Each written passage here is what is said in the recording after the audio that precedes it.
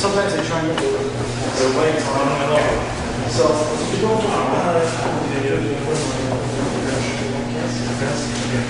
go here. It's not a lot of times.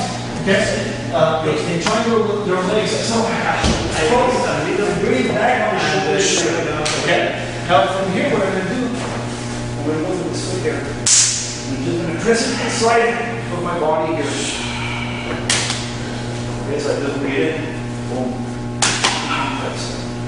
Okay, so just grab this foot, breathe in. Sometimes it's here. Go behind the head. Okay, and if he brings you down, don't keep your head turned in the opposite direction. Keep it turned towards him. So the more pressure you're going to put on it, the more it's going to roll over me. Okay, triangles his leg. I'm going to bring him back on his shoulder here. Usually I like to lock my hand inside of my thigh. I'm going to grab the foot, I'm just going to bring it inside here and put it down. Or here, there. Get hold. Eventually, you'll see why I prefer working with a single hook, with a single leg right rather than both. Okay? You have a lot more options with a single leg rather than both. Okay. So, he's got one hook inside, okay? You know it when the hip bump will not work. Okay, he's in solid and you know it's not going to go. So what I'm going to do is I'm going to do a sit-up, basically.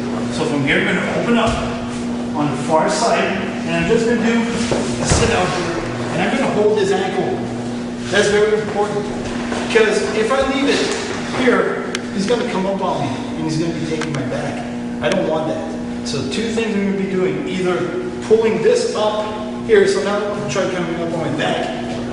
Nearly impossible, or I'll be pressing my elbow inside of the thigh here, okay? Just keeping it there. And I'm only going to be here for like a sec, because here's what I'm going to do. As soon as I do my sit out, I either grab the ankle and pull it up, or press on the thigh, but in both cases, I'm going to switch back here afterwards, okay? So, yes, I know I'm in his guard, but I'd rather be in his guard than have him in my back. Okay? So, again, he's got the single leg right here. So I open up the far side, I do a sit out, and come back facing him. That's with the ankle pick, or, like I said, you can go here, here, here, and come back facing him. Okay? So try it. Now keep in mind, like I was saying before, when you're doing the sit out with the leg, it's very dynamic. You want to pop into it, you know, it's like, oh, you come back. Okay? Very important. You don't want to stay there, figure out where you're going, and then come back. As soon as my hip touch the ground, I'm coming back into it, okay? Or, like I said, my elbow will be pressing inside this thigh here, okay? Now, a lot of times, I'm going to be here, and he's going to be pulling my arm off, okay, because he finds it annoying. Here, okay. Just bring your knee onto his shin, boom. Now, what's that going to do? It's going to stop him from coming up on my back and trying to choke me, okay? If I'm here and he pulls my arm off, most likely he's going to be taking my back. Yeah, okay? So I want to avoid that. So if I'm here, he pulls my arm off, my knee's going automatically to the shin. If this don't work, I can go with this one too, okay? In either case, it'll give you time, if he's not tapping out, to at least come back to base and face it. Okay? Try.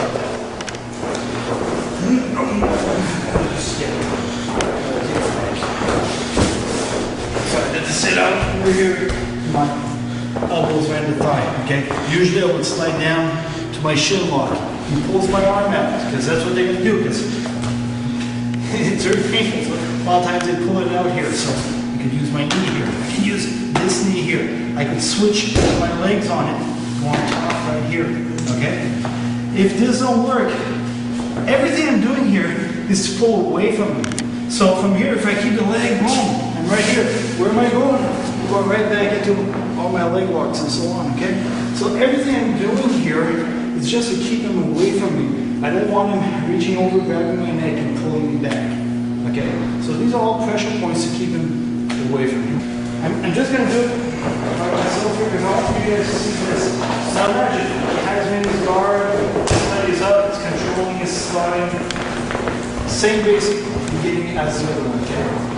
What I'm going to do though is I'm going to roll from the ball of my foot to the heel, okay? So, and I'm going to go and sit back. So from here, I would roll from the ball of my foot to the heel and just sit back into it. Now, if I do it with a partner, it's going to work. Here,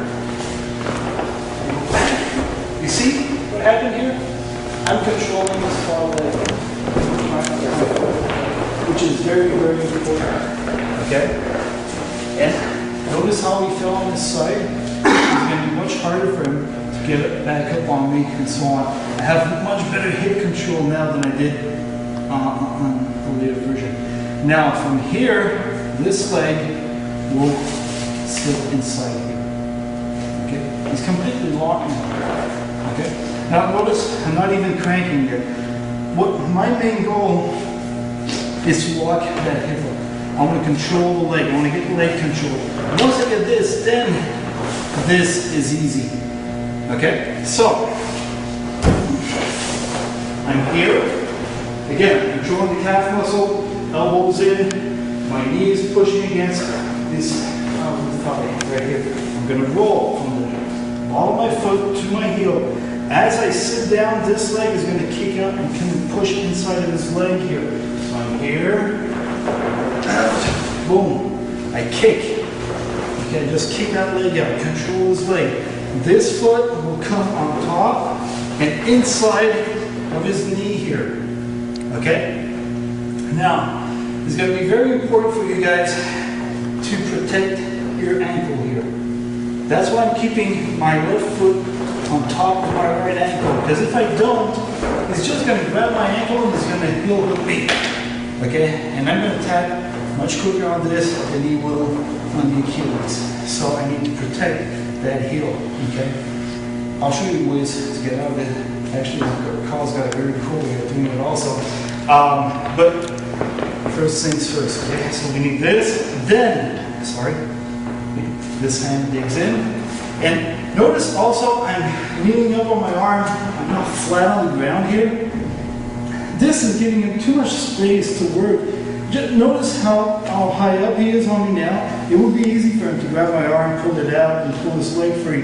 Now, if I go here, it pushes him back on the ground. So all of his escapes are much harder now, okay? Now all I need to do is put some hip movement into it and crank it, okay? So I'm not cranking with the arm. The arm is only the instrument with which I'm cranking his leg. My hips are putting the pressure into it. Okay, so basically my arm is just there as a lever, and my hips are pushing out.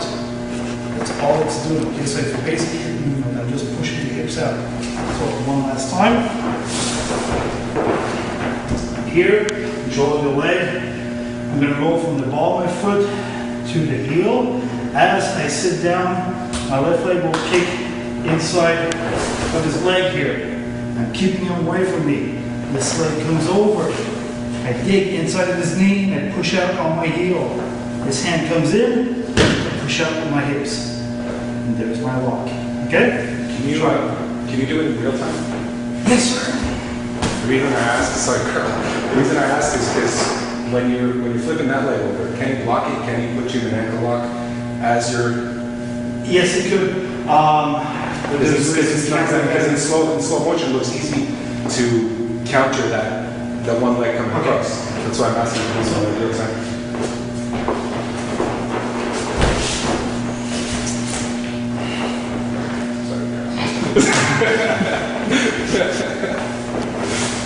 Try to catch because by flipping him on his side, I'm actually taking a lot of his weapons away from him. And that's what this motion does, you know. As I'm pulling back, he can't get back up on me. And as I'm kicking his leg out, it turns him on his side. And so it just makes everything very hard for him. Like everything else, there's always ways to get out of it. Now, I will show you some counters to this, but that's a very good, solid way I'm getting to basically kill these. So give it a try, and move on to that.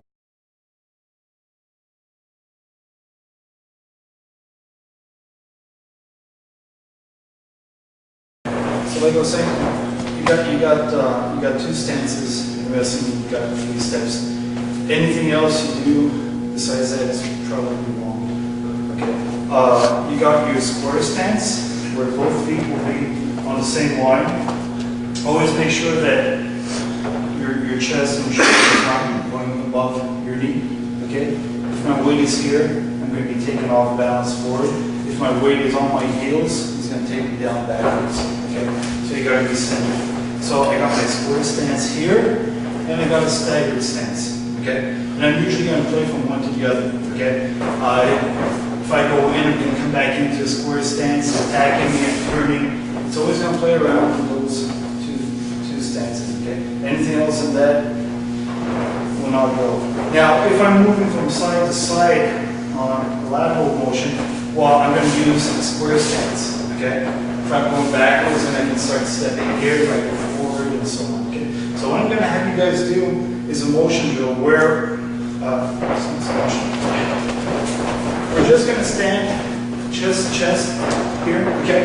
And I'm only going to give as much as it gives me. Okay. Because if I clinch with somebody and he pushes into me with, let's say, 50 pounds of pressure, and I push back with 60, well, that 10 pounds more he's going to use against me. And if I only give back 40 when he's giving 50, well, he's going to use that against me too. Okay? So I'm only going to give as much as he's giving me. Okay? And I'm going to follow it around. I'm always going to stay connected here. No matter where he goes, I'm going to stay connected. Okay? That's all you guys are going to do now. Play around from square stance to staggered stance, and always staying nice and square in your stance. Okay? Don't start leaning on the guy. Don't be here. Okay, that's not good. Yeah, that's what's going to happen. Okay, he's going to use that against me. Okay, so pair up and have fun with that.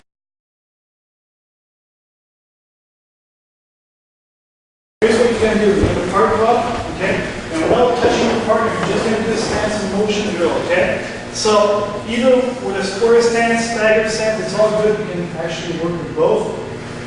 I'm going to be following around. So if he walks into me, I circle, okay? Because if somebody walks into you, you don't back up. You're just giving him space. If he walks into you, you circle, okay? Exactly, right here. We're going forward, we're going back. We're just following each other around here, okay? Without actually making contact. Now what I want to do is always keep my hands in front of me here, knees bent, back straight, head up. Just want to follow him around. Some level changes every once in a while. I think I was going to shoot. See, did a level change, I did a level change. Because if he wants to shoot in for my legs, I just need to do a level change at the same time he does and blocking off, okay? So I'm here, all the way down, okay? Circle, forward, back, okay? That's enough.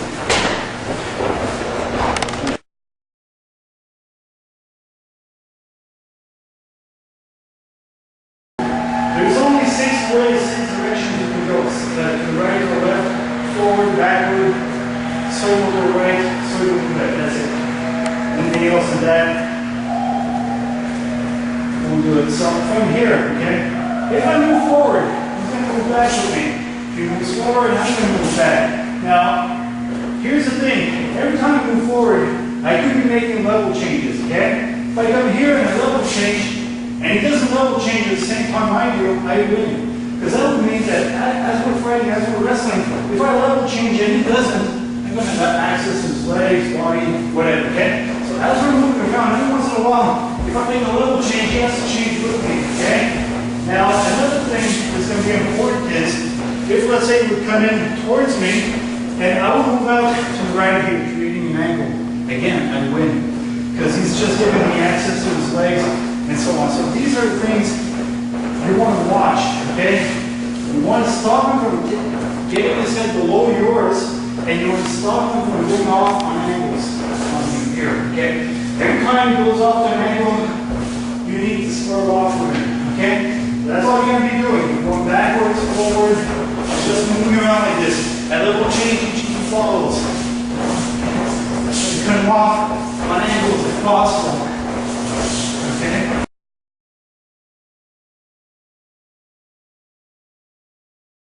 And he's pushing into me, instead of pushing against him, I keep going down the circles, okay? But, if he's in front of me, and instead of coming into me, he's going around in a circle to my side, okay? What I need to do is, I need to cut him off. Because if he starts circling, I circle around, I'm not mounting too much. So, what I want to do is just come on the inside here. Instead, I blocked him off with my head right here and come out on the outside. So that means if you were here, okay, and I don't know, it was coming around to this side, I then would be coming off to the side. See where I am now? I'm off to the side from here, you pick a leg, whatever. So you cut him off on an angle. You come around here, your head goes inside, you cut him off. It's going to the other side, head goes to the side, and I cut him off, okay?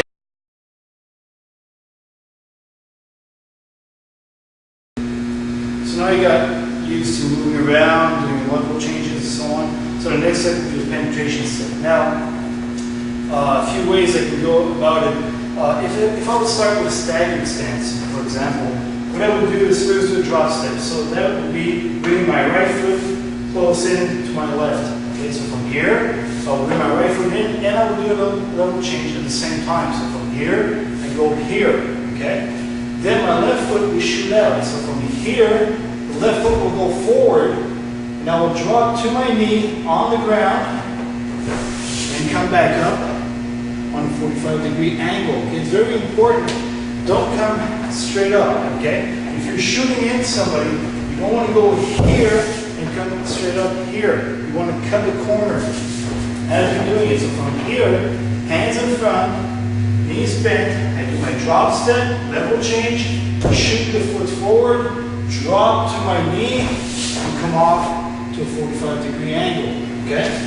Now, if I was going to do the same thing starting from the square stance, what I would do is from here, shoot the foot forward, then the back leg would shoot in, and usually I will use this when I'm lifting. We'll show the lifting part afterwards, but from here I would just shoot this foot forward, I would pop the hips, and I would be lifting, okay? So from here, from my square stance, I would shoot the foot forward, the other one would come in, and I would pop the hips forward and lift, okay?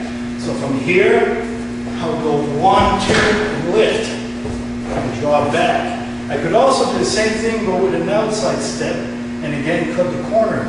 So from my square stance, I will do an outside step and cut the corner, okay? So from the square stance, outside step, cut the corner, go to a 45-degree angle.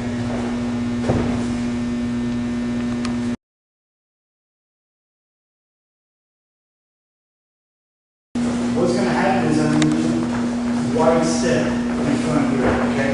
And I'm gonna double change at the same time. So from here, I'm just going to here, okay? This foot is gonna shoot in. And at the same time, imagine you have a guy here, and you want to pick him up. Okay, I would be right. Grab him around his body and pick him up. So this leg is between his legs. This one is shooting in. And notice I didn't come up. Okay, I can go like this to this. I stay the same level. So if I'm here, I'm here, I'm here. My head is always level. Okay? And from here, I'll pop the hips forward. Look up at the ceiling. Okay? So basically when you're doing it, it should bring you back a few steps. You should be shooting in and moving backwards, okay? That's when you know your hips are going in the right direction. If you're going forward, your hips are not pushing in the right direction, okay? So from here, step in, pop the hips, and move back into it. So from here, 1, 2, and move back. Now, when I come in, it's very important when you do a penetration step, you won't be here, okay? You really want to step in. That's very important, okay? So if I'm here, I want to step in, okay? Now, this leg is going to follow through. I'm going to grab around the body at the same time, and I'm going to pop the hips forward. Here. Okay? Moving up to the ceiling. So from here, 1, 2. Okay? Time, I'm here. As I shoot in, this will shoot in, the hips will pop forward. So 1, 2. Okay? Do that a few times each. Lifting here. I'm not so much lifting on places, I'm pulling it into me. Okay? So when I'm here, when this leg shoots forward and my hips pop forward, I'm going to pull them into me, okay?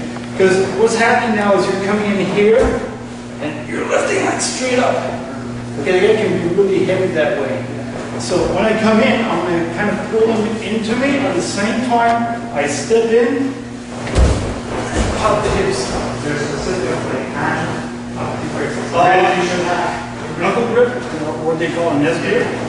Palm grip is good. I love the butterfly grip.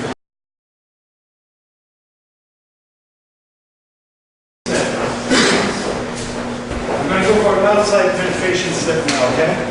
So it's the same thing, but instead of stepping in here, I'm going to step in here. Okay, right on the outside. Usually, I would use this with a bicep fly up here, pass underneath it, okay? So as I'm doing my step here. Right here, okay? Now what we're going to do is cut across.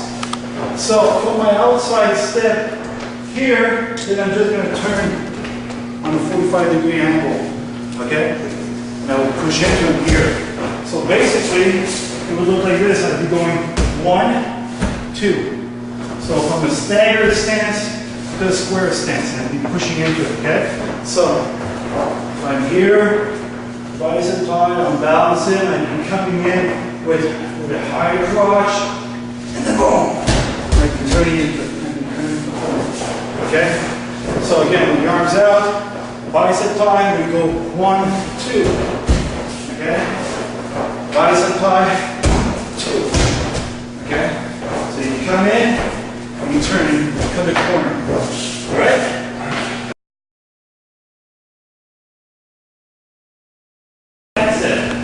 The back set is the only time I will actually cross my ankles when I'm moving, okay? And this we use for shoulder and hip throws and so on, okay? I'm going to practice it solo first, then we'll do it with partner again. Again, shoot the line, pick a line on the floor, okay? Because you're going to have to cross it. So what I'm going to do, I'm going to do a penetration set again. One foot forward. Now, my rear leg, I'm just going to bring ankle to ankle here, okay? So I'm just going to go 1, 2, okay? So from here, 1, 2. Now from here, I'm going to shoot the hip out and pivot around, okay? Notice my heels are not touching the ground, okay? If my heels were touching the ground, this would happen. here, and I'm gonna start going backwards, okay? I wanna go forward into this. So as I cross, I step, I pivot, my weight's gonna bring me forward, okay? So I'm here, knees bent, hands in front, square stance, all the basics, penetration step, cross, pivot, okay? Stay up on the ball of your feet. So from here, 1, 2, 3. Okay? Try it a few times. So that we move the partner. Okay. Now try it with a partner, okay? Same thing. The partner is only going to help you do it, okay? He's not going to put any resistance or whatever. He's going to put his hand on my shoulder, lift him and grab it here. This is actually the way I'm going to do the throw. If you can grab it behind the neck, whatever, okay? I'll grab here. Now, step in. Cross, I shoot the hip out, and this arm is going to come in, okay? Here. Now, here's the thing. If my weight was on my heels, you could pull me back. That's why it's so important for me to have my weight on the ball of my feet, so I'm going forward into it, okay? I'm taking and moving. So, we're going to practice like this. Just cup over his arm, step in, cross, shoot the hip out. Now, you can keep the hip slightly out here or take it out completely. Both are good, okay? It will depend on the type of throws you're going for, but both are good, okay? Just don't stay inside here, because he's easily going to block me. I need to block his hip here, or have it out here, okay? So from here, I step, cross, pivot. Come back. Step, cross, pivot. Pivot. That's it. Don't throw or anything. Just step in and pivot.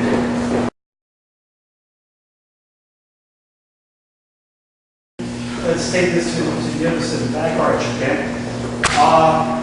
The back arch is when I go behind a guy, scoop legs, and so on. Those bridges have been will really help with that. Okay? Here's how you're going to practice it. You're going to hold, okay. Now, he's going to step forward, penetration step, boom, and he's going to go back in an arch. I'm going to hold him. I'm going to bring him back up, okay? So he's going to shoot in, and arch back. I'm going to bring him back up.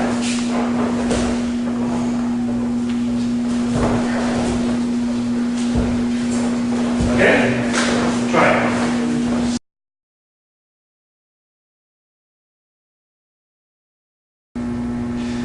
So we're going to practice a basic ducking drill. Now, before teaching on the feet, it may be easier to get the mechanics down on your knees first. So what you do here with your partner, okay?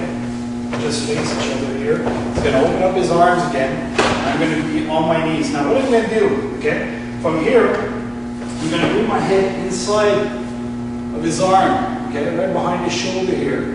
And I'm going to bring my hips in real close to him, right here. Now, what's important here is for me to shoot my arm off, look at his far shoulder, and just turn into it, okay? So, from here, he opens his arm, just bring my head inside, nice and straight, bring the knee in, bring the hip in. Okay, my hip is nice and close to him. I'm going to shoot this arm over, look at his far shoulder, and turn into him. Right here. Okay? Now, if we do this from standing, it'll look like this. Here. So when I come in, I'm here, my head is straight, okay? I bring my hips in nice and close. This arm will shoot around his back, and I'm going to look at his far shoulder at the same time as I spin behind him. Right here. Again, I get his back. So now the way you should be practicing this is with a double bicep tie, okay? So starting with my double bicep tie here where I have inside control naturally, I'm going to come in, I can do outside step. You can also use it with an inside step, but we'll concentrate on the outside step first, okay? And be sure to not step in forward here. You want to step on the outside here, Okay? So from here, I'm going to go for my level change, step in, and shoot it around. Go to his back. So, bicep fly here, in and around. Again, a double bicep fly, that will change. I come in, my hips are nice and close to his. I look at his far shoulder and I shoot this arm around, and I go to his back here. Okay? That's your basic duck move drill.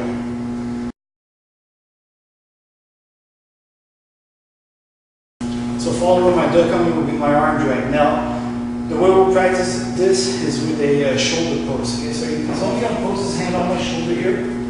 Now, what I'm going to do is, as I'm doing a slight step on the outside here, I'm going to wipe his arm off. Okay, so I'm going to come inside of his wrist, and I'm going to wipe it off and down. Okay, that's where I want to bring the arm. So he's on my shoulder, I'm going to go here. Now, my right hand will come into play right behind his shoulder here, okay? And as I pull his arm down and up, I'm going to step in at the same time. So from here, I'm going to go 1, 2, 3, okay? Now from here, this is how we're going to drill this. From here, he's going to put his left hand on my right shoulder. He's going to start pushing me off, okay? So I'm going to have to square up with him again. Wipe off, come in behind his shoulder, do my inside step. He pushes and go 1, 2, pushes 1, 2, pushes 1, 2, pushes 1, 2. And you just keep drilling it like that over and over again until it becomes second nature. Okay? Wipe it off, pull it in. Wipe it off, pull it in. Remember, as I wipe off, I do a slight step on the outside. As I pull it in, step on the inside. Pushes, outside, inside. Outside, inside.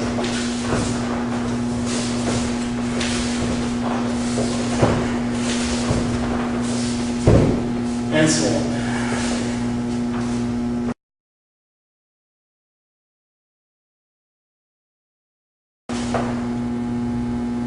Now, if he has a double bicep tie on, okay, he's here, he's on the inside, and you know, I could go right back inside here, or I could use this, take him off balance, and shoot into him, and so on. Two ways I can do this, okay? If his elbows are bent and his arms are pretty stiff, his elbows are in tight to his ribs and so on, what I'm going to do is I'm just going to chop him down, okay? So I'm going to chop back towards his wrist here. So he's got his double bicep tie, just chop him down. And from here, I could go right in to a double underhook, start lifting him, and so on, okay? So if he's got a double bicep tie and he's in tight here, and I have a hard time coming back inside or whatever, I can just chop over close to the wrist, chop it down, walk it in. Okay, get my double underhook here. Now, if you would have a double bicep tie, but instead of having his arms bent, he's keeping me away here. Okay? Chopping it down will not do it anymore. So what I need to do is pop under his elbows, and at the same time, I'm going to do a level change. So as I pop, I just do a level change here, and from here, I can walk in, go for a double, go for a body lock, lift him, whatever, okay? At this point, that is not really important right now. What's important is learning how to break these holds and gaining control on them. So from here, he's got a double bicep tie, and his arms are pretty straight. He's going to pop onto his elbows, and I'm going to do a level change at the same time. And from here, I'm going to walk in, start lifting, and so on. So elbows bent, you chop down, arms straight, you pop under.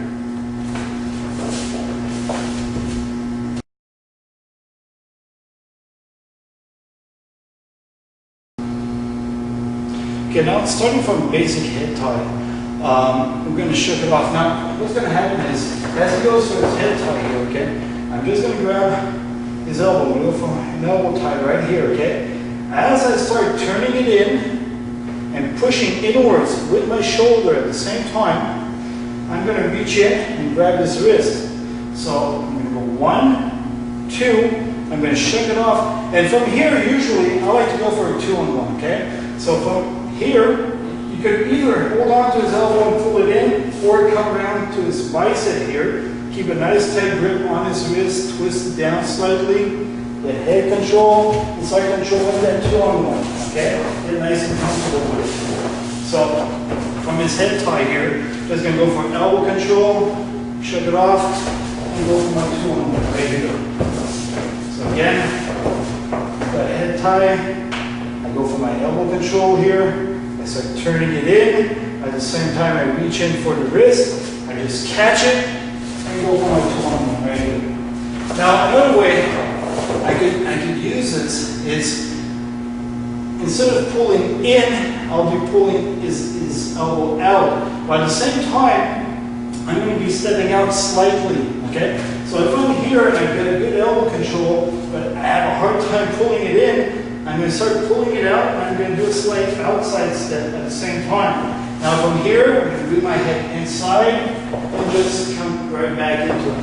So if he goes to his head on the other side here, instead of pulling it in, I pull it out, do a slight outside step, level change, bring my head out, and walk right back into it.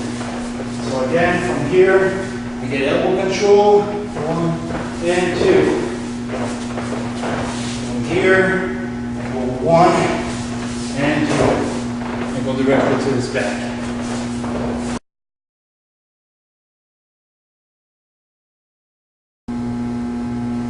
So before tying up with the guy, what I need to do is first establish proper head control. Then I can go into my wrist ties, elbow ties, whatever, okay? But first you need to establish that head control. So when I'm going to be walking into it, okay, first thing I want to do is just put my head close to his temple here and turn it inwards, okay? I'm already taking him off balance slightly, okay? And I'm opening up his entire side so I can attack him and so on. So if I come in here and establish head control and push into it. So you see now I have perfect control on his right side, okay? Better to attack half a man than the entire person, okay? So from here, instead of being straight 50-50, I walk in and I turn it in. Now from here, I can establish good underhooks and so on, okay? Now what we're going to be playing with is wrist grabs, counter wrist grabs, and so on. But throughout the exercise, it's very important to keep that head control. Okay, so what we're going to do, I'm going to establish my head control here, okay, and he's going to be going for wrist grabs, okay. Let's okay, here's something very important that he did automatically because he knows, but that it's very important to keep in mind, okay, that cross wrist grab. Here's the thing, my lead hand, okay, that's a dangerous one. If I shoot in, let's say for a high single, I'm going to shoot in with my lead hand. If you'd be here, you might be shooting for a high crotch, you'd be shooting with the lead hand and so on, okay? So if you can control my lead hand, I'm taking away here these offensive weapons, okay? So, but for the purpose of the exercise, we'll just play with regular wrist grabs here and so on. And I just want to show you how to counter and re-counter the wrist grabs and so on. So I'm going to establish head control here. He's going to grab my wrist. First one he's going to be playing with is rotating wrist control here. Okay, so I'm just going to rotate and coming right back into it.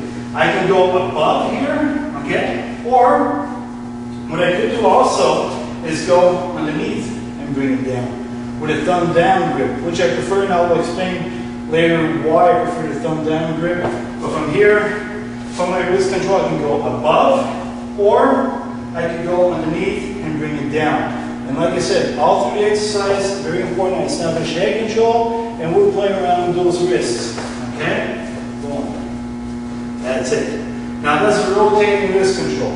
I can go for a counter wrist grab on the opposite side here. So what I could do, he's got my wrist, I could reach in with the far hand and just pop this one loose. Okay?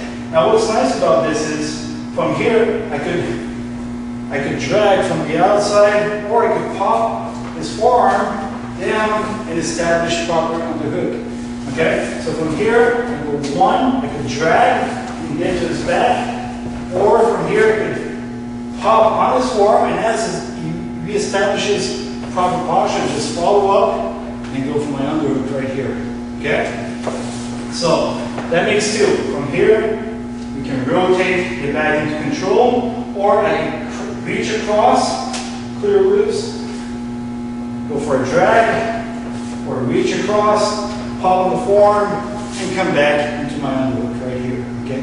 Again, like I said, very important head control. So while we be playing with this, we'll be playing with head control here. Okay, so he's got wrist control, I go across, I can drag him, get his back, I can pop him down, go for my underhook, and so on, okay? Now, the last one I'd like to use is just chopping down with my forearm, okay? Because sometimes this will not do it. This will not be enough to break the hold. So what I'll do is I'll pop with my forearm across this forearm and I'll break loose at the same time, okay? From this, usually I'll just keep dragging in, going for a body lock, or again, counter drag, or the proper 2-on-1. So, it has wrist control here. I'm just going to pop it loose here with my forearm, okay? Just by chopping down on it and breaking loose. So what you should be doing is coming in, establishing head control here, and playing around with these, okay, wrist controls here. Okay, going for a drag, playing around here, establishing my head control is going to be deep, counter drag, 2-on-1s, and so on, okay? So, like I said, you establish head control, then you play around with wrist grabs and counter wrist grabs. You have a very beautiful double leg takedown from there.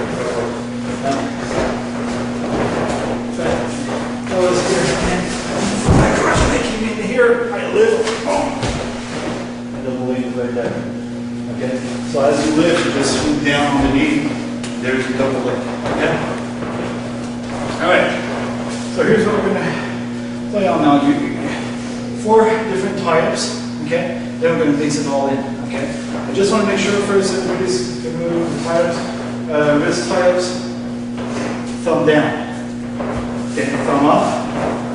He's just going to roll out of it. If he starts rolling his wrist, he's going to escape. Plus, there's nothing stopping me from attacking my body. He can shoot it anytime he wants now. If I have at least one hand thumb down, this hand is creating a blockade between our bodies. Okay? I mean, it doesn't look like much, but you wouldn't be able to shoot it anymore. And now his arm can only go in one direction. He can't pull in, he can't pull upwards, inwards, he can only pull back. And if he does, well, he's giving me all kinds of stuff. Okay, because here, if he pulls his arm back, well, naturally, high single leg is there. A lot of times you could just follow through, go for your underhook, and so on. He's giving me all kinds of stuff. Okay, he's opening himself up. So, thumb down, this side, I can go like this, but it doesn't really matter. I can just be here, okay? But make sure that the side where I have the thumb down, my body's close to his. Okay, I don't want to be here, because I'll be missing what he's giving me, okay? So I want to be in close here with head control here. So the minute he starts prying loose, well, there's my attack, okay? So start playing around with that. I'm here, come in, there. High single, okay? Or, from here, he pulls out, underhook. That's my second tie-up. The wrist, underhook. Now, proper underhook, I have to wrap his shoulder. It's very important, okay? And I need to control his elbow with my elbow. Or else he's just going to pull his arm back, pry my arm down, and I'm in knee shake. Okay? So, I'm here, I'm wrapping the shoulder, I'm blocking his elbow with my elbow.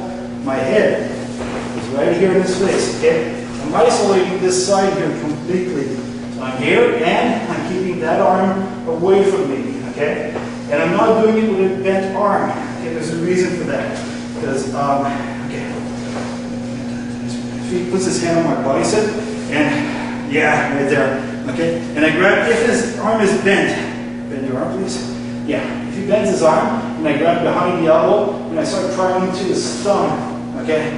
I'm breaking his grip here, okay? Or I could just roll my shoulder in and loosen up his grip. But if his arm is straight like this, even if he grabs my elbow now, well, he's got nothing to work on, okay? And his arm is always away from me. So, proper underhook, head control, I'm keeping that arm away from me. So again, when he's gonna start working against me, whatever, my attacks are right there, okay? So you're gonna start playing with those two. Wrist control, underhook. Okay? Play around with those two individually, then start mixing them up. Alright? So we'll move on. Just two things you want to be careful with when you're aware of when you're doing the wrist grab. It's actually quite good for you, but it can play against you also. I have the wrist grab, the arm drag is right there. Okay, I can go get it anytime. So if I'm here and I'm putting, I can go get my arm drag. But if he's got a wrist grab on me, I can arm drag him anytime also. So you have to be aware of that. Okay. So if he's playing here, well, I can arm drag him anytime also. So he can play for you or against you. So just be aware of it. Okay. Now, the 2-on-1. Okay. So we did the wrist grab, the underhook, 2-on-1. The 2-on-1 will start in here. Okay. So I'm just going to shut it off. You go for my 2-on-1 here. Okay. Now, wrist, I want to twist slightly if possible. Okay. You don't have to, but if you can, just twist it in slightly. I'm gonna go for. Some people like to go for the elbow. It's good, but I'm not very comfortable with it. I'd rather go for as high up as possible, you know, on the shoulder here. And I'm just gonna wad that elbow on my stomach. Now again, head in space. Here I can walk in and out. And start playing around with those single legs and so on. Okay? So from tie up here, I'm just gonna shut it off. So as I'm turning my shoulder, I grab the wrist. 2-on-1, head, and just move it along to it slowly. Have home. Get comfortable with that position. Then I'll show you how to work it a bit in that position. Is that good for everybody? Get over. That's very important because I've seen you guys doing it, but now it's a good proper technique. Here. The thing is, squaring off the guy, okay? Like, if he's on my side or he's in my back or whatever, I need to square off with the guy. So I need to come back facing him, okay? I don't want him on my side, I don't want him in my back. And the thing is, just powering my way around it won't do it. So what you need to do is bring the hips out, okay? So if he was reaching for my hips with his hands, yeah, that's it. Okay, he's here, yeah. He's got this grip here, okay? This is what I want to avoid. Because now he's going to be following me everywhere I go. No matter how much I turn around, he's just going to follow me. So what I need to do is draw my hips back, get wrist control, and then you can back facing him, okay? If he's in my back, well, no matter how much I do this, you know, if I get a big guy like Mike, I'm not going to pry him loose, okay? So what I need to do is bring the hips forward here. Okay, push back, break it. Then facing it. Okay? So I want you guys to drill this a little bit. So what we're going to do it a few times static, then you'll do it in motion, okay? So from here, I get my wrist control, okay? I'm going to push it towards one of my hips. To the left, right, doesn't even matter. I'm going to go to the left, okay? So from here, left hip, right foot stays behind. Don't go like this, you're going to sit me down. Now I look real stupid. Because it's not good. Okay? So here, please, I've got a base now. Okay? So I'm pushing my hips forward and then pushing back into him. Okay? So I want to stretch his arms out. Now it's easier for me to break this. Okay? If it's still hard, what I'm going to do is just roll it off. There we go. Okay? Keep wrist control. That's very important. I can grab at the wrist, if you can grab at the hands, much tighter. Okay? Now walk your elbows. If my arms are bent, it becomes a strength contest between me and him. If my elbows locked, no matter where he brings his arm, it's always going to be far away from my body. Okay, so from here, hips forward, I push back, I break it, I keep it behind me, I'm going to swing behind me, I'm going to come back facing him. So from here, from duck under, now it's this time. Brace this. See where my hip is? I don't even give him time to close around me. My hip is already forward. I I'm ready to face it back. That's how it should be done. See? Little hip movement. The minute he starts going behind me, my hip is going forward. And switching back into it. Okay? To start drilling that a little bit, you're going to add stuff to it.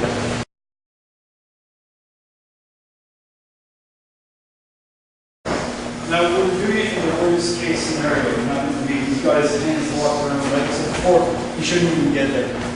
The minute it's going behind me, that hip should be pulling out. I should be always keeping my elbows close to my ribs. So I'm always pushing his hands back with my elbows and always going for that wrist control. Okay, before he closes, because when he closes here, I could be hard pressed to open it up. You know, like rolling the thumb up is good. I could go into this forearm here with my elbow, but you know what, a lot of times when he got here, I'm already down. Okay, so always try to avoid this. Now, sometimes I could have double wrist control down, that's ideal. Okay, sometimes it could be holding on to my bicep. There's outside hand here. Okay, don't try to fight it off, just swing it off. I'm here, keep this one locked behind, and just bring this elbow above your head. Okay. Or, you could have an underhook here on my shoulder as I have this. Okay, now nothing's going to work. Here's a little trick. Okay. Grab his elbow.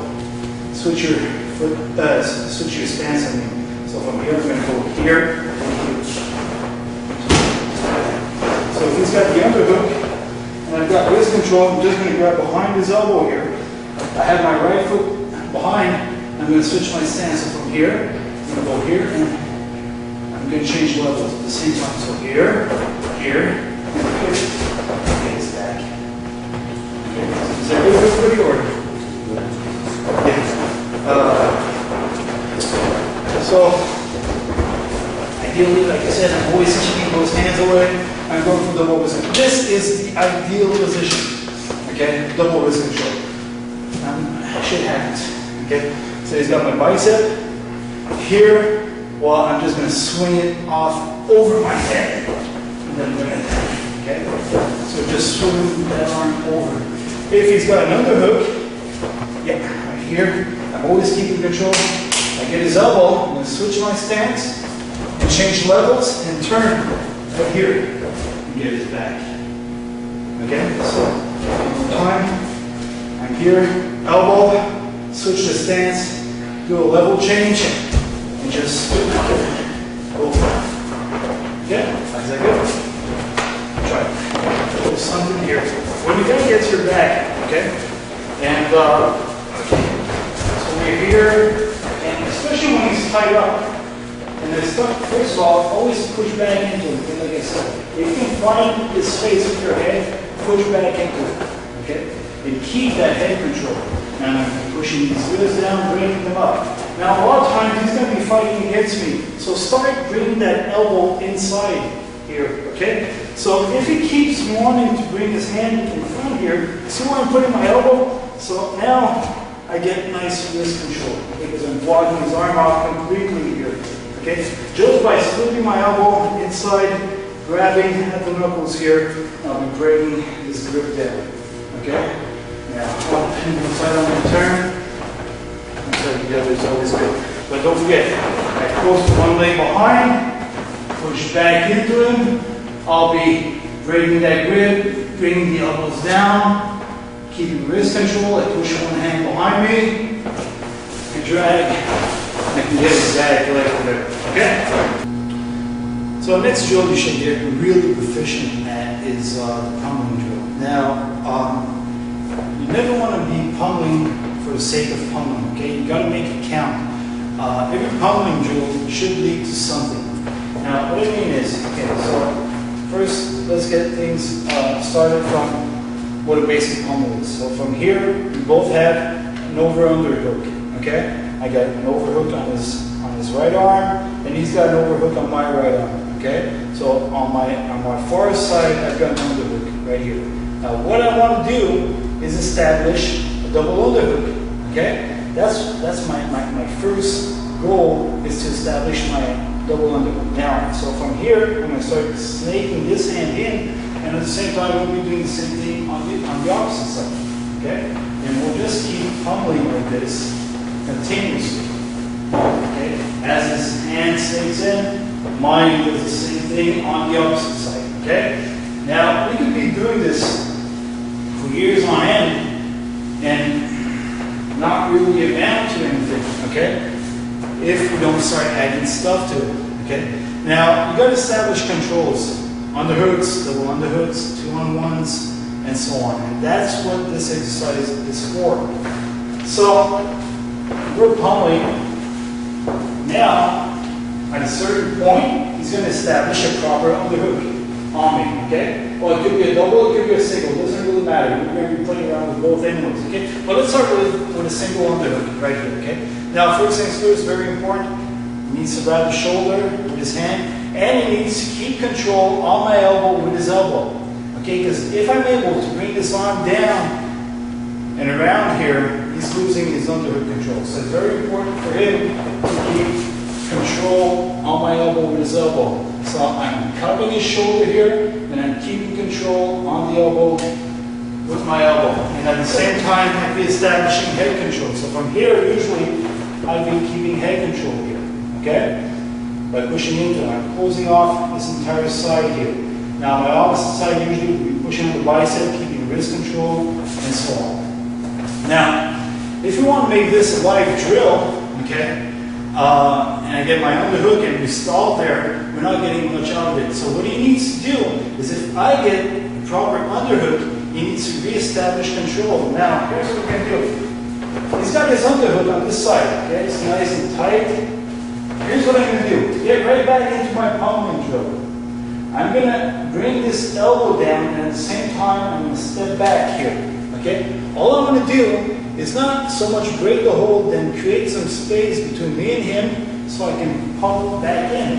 So we're right back into our pummeling exercise, okay? So from here, we will establish underhook. I bring this elbow down, step back, and I pummel right back in. Here we go.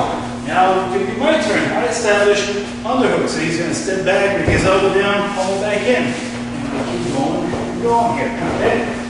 Now, the other thing I can do to reestablish control here from an underhook, if his head is tight and even I try bringing that elbow down, it's not going, I could pop his far shoulder here and create some space to bring that on him and go for the underhook right here. So from here, I could just pop his far shoulder and at the same time start snaking that hand inside. So from here, boom, I snake it inside and we're right back into our pummeling drill, okay? So that makes two counters to his underhook, okay?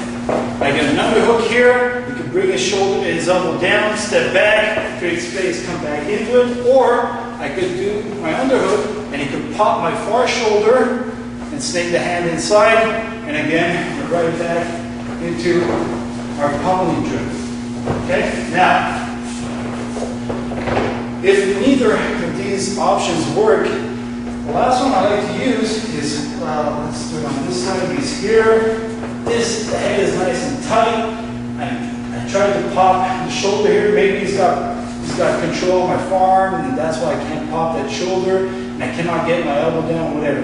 What I can do is just bring the head inside here, okay? So I like to reach around, grab around the ear, and bring his head in. At the same time, I'm going to keep my knee pressed against his knee here, and I'm just going to press into him, okay? So even if he has a very solid control on me, everything is nice and tight, and he's controlling my forearm here. I'm going to grab his ear, press my knee against his knee, bring it in, and I'm just going to press down slightly on it here, okay, to create space, sneak the hand inside, and again, get right back into it here, okay? Boom.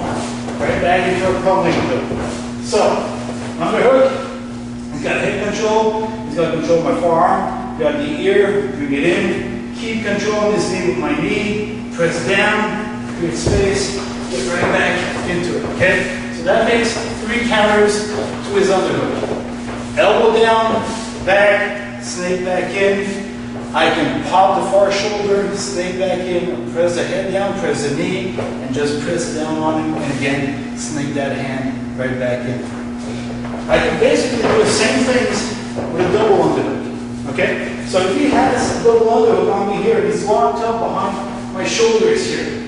First thing I'm going to try to do is bring both of my elbows down, and I'm going to step back slightly here, okay? Just slightly break his grip, and again, create space and start pummeling back in. So if I was able to establish my double underhook here, he's going to start bringing both of his elbows down, and he's going to snake right back in. Okay? So he gets his double underhook. I bring both of my elbows down. I step back, and I start snaking back in. Now, if you would go for a low tie on me here, okay, a nice tight body lock, I could again grab around his ear, bring his head to his side, and just shoot my hips backwards to create space and pummel right back inside. So if I'm here, I'm inside, I've got a nice tight body lock on him. It's just going to bring my head to the side, shoot his hips back, and break the hold.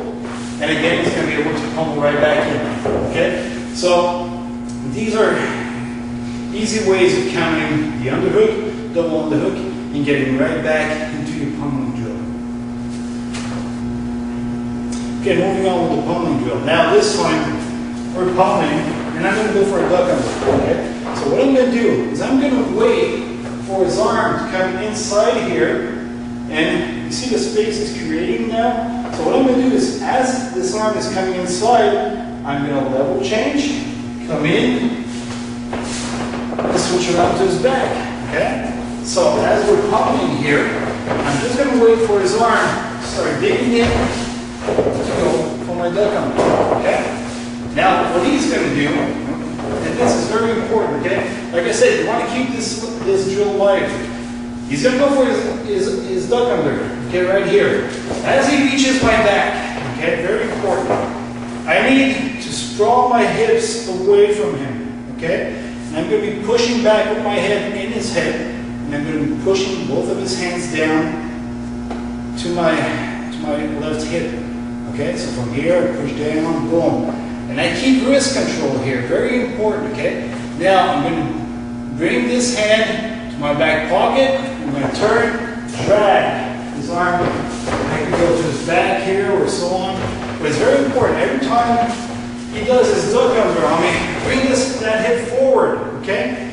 And if you can do it before he catches on, he closes his hands together and gets a nice tight grip, okay, it will be much better. So just getting in the habit of every time somebody goes towards your back, shooting those hips forward and digging in with your elbows to keep those hands away from you, stopping them from walking together, that would be perfect. Makes the drill much faster, okay? So if we're pummeling here, and he goes for a duck under, you see, I'm blocking the hands even before they tie up together, okay? So from here, I'm going to bring them back, boom.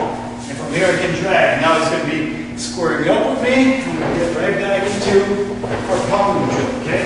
Now when I feel it, boom, duck.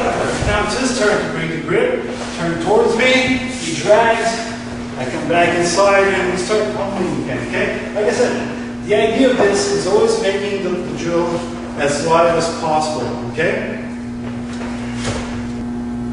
Okay, so now we've covered three key elements. The underhook, double underhook, and the duck under. Now we're going to move on to the arm drag. And there'll be two ways of doing the arm drag, and we'll show a counter to it also, okay?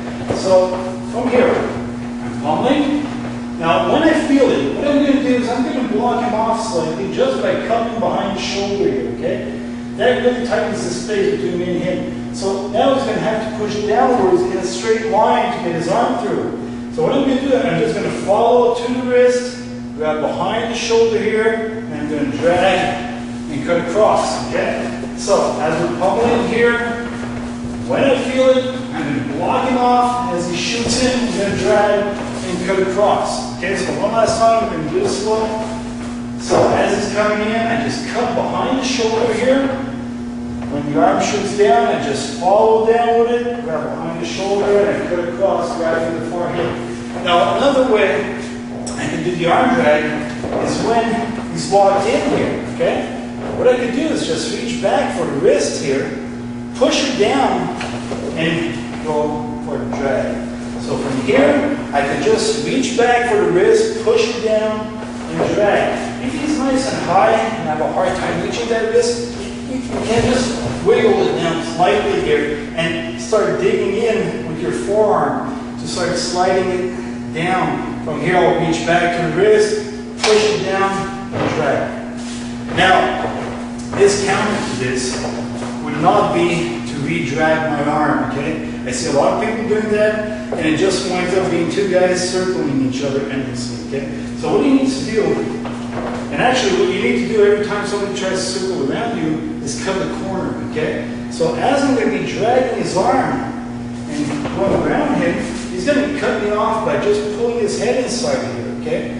Now, not only did he cut me off, but he just got a 2-on-1 on me right now, okay? So if he arm drags me, right here, okay, and I try to re-drag him, like I said, this could be very futile exercise. We'll just be turning around each other and so on. But if I bring my head inside, I'm cutting him off completely, okay? Now from here, boom, I got my 2-on-1 right here, okay? I could keep it nice and tight here, I could pull it down, I could bring it in, I could lock it up. For now, that doesn't really matter. What's important right now is I've got my 2-on-1, okay? So, I'm going to keep pummeling right here.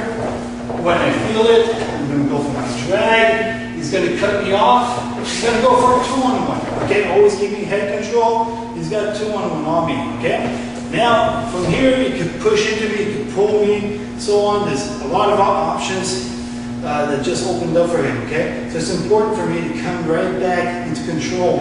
So if he has a 2-on-1 on me here, what I need to do, and this will bring us right back into our pummeling drill, I'm going to bring my elbow in, I'm going to reach across for his elbow here, and just open it up, okay? Very important when you're doing this, squat down slightly, okay? If you don't, he's going to take you over, he's going to hip throw you and so on. This we'll get into a bit later on, but I'm going to go here, here.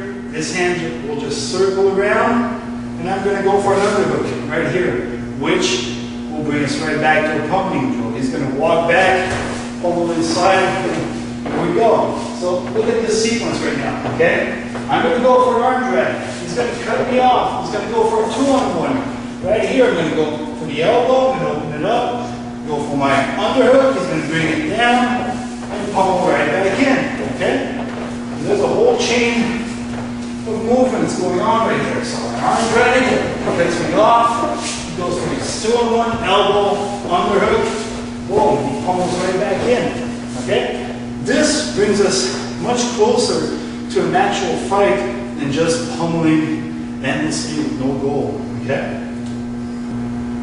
Now, we just covered some of the basic elements, the tie-ups and setups and so on that you can include into a pummeling drill. We did the duck underhook, we did the double underhook, we did the underhook, the 2-on-1, and the arm drag, okay? That's 5 key elements right there. But there are plenty more you could add to it. You could do slide-bys, you could do hip throws, you could do inside steps and so on, okay? All during the live pummeling drill. Now, to make it interesting, you should always set a goal. Now, what you can do is do like 2 or 3 minute rounds and say, well, okay, right now, we're only going to do go behinds, working with duck underhooks or arm drags or whatever. You could work, establish double underhook, okay? So every time one guy gets a double underhook, that's a point for him. Now we keep going. I try to block him off, he tries to stay with his underhook. So it makes the drill a bit more competitive at that point, and it gives you goals, okay, to work for. And then, when you're comfortable with all the key elements, you just throw them all together, start your pummeling drill, can actually go for complete takedowns, come back up, keep pummeling, and go on like that. And it'll give you a good sense of what a clinch is, and how to control it, regain control, and so on.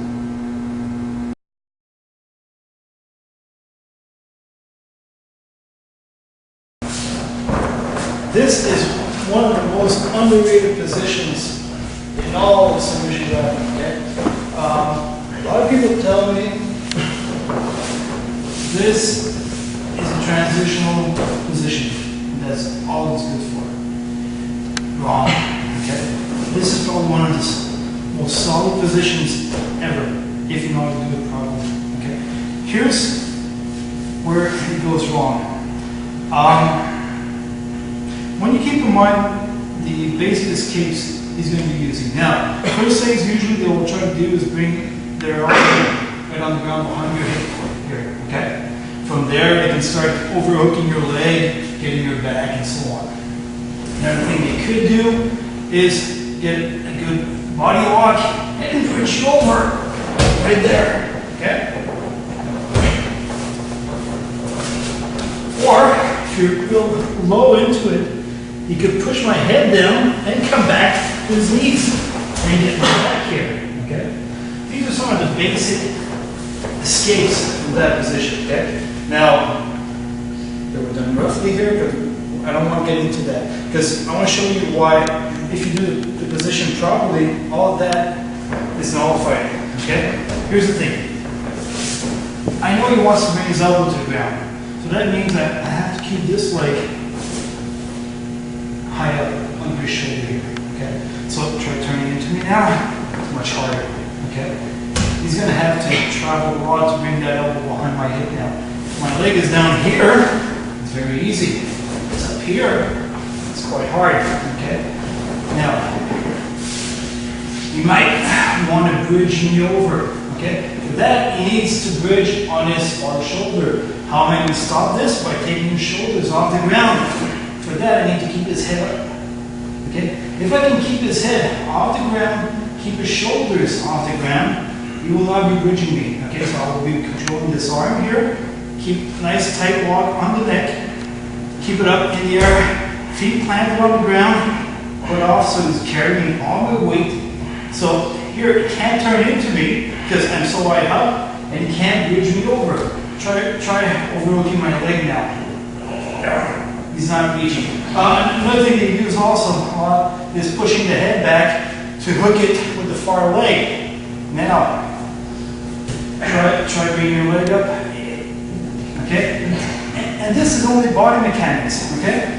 Try doing a crunch here and see how far up your leg goes. It doesn't go very far. If you're nice and flat on the ground, my legs can go very far back, okay? So what I'm doing is I'm keeping his head turned and his shoulders off the ground, so his legs are not going anywhere. Plus, I'm putting a lot of weight on his chest, okay? So those legs aren't moving. He can't turn towards me, and he can't bridge off his far shoulder. Okay? So, get here. That leg under the shoulder. This head up high. Proper arm control here. Okay? My butt is off the ground. Added bonus of this is that wherever he goes, I can follow. If my butt is on the ground, my reaction time will be slow. My butt is off the ground. If you try pulling me that way, I can pull myself down. I can move around here, okay? And they can carry my weight all through the movement, okay?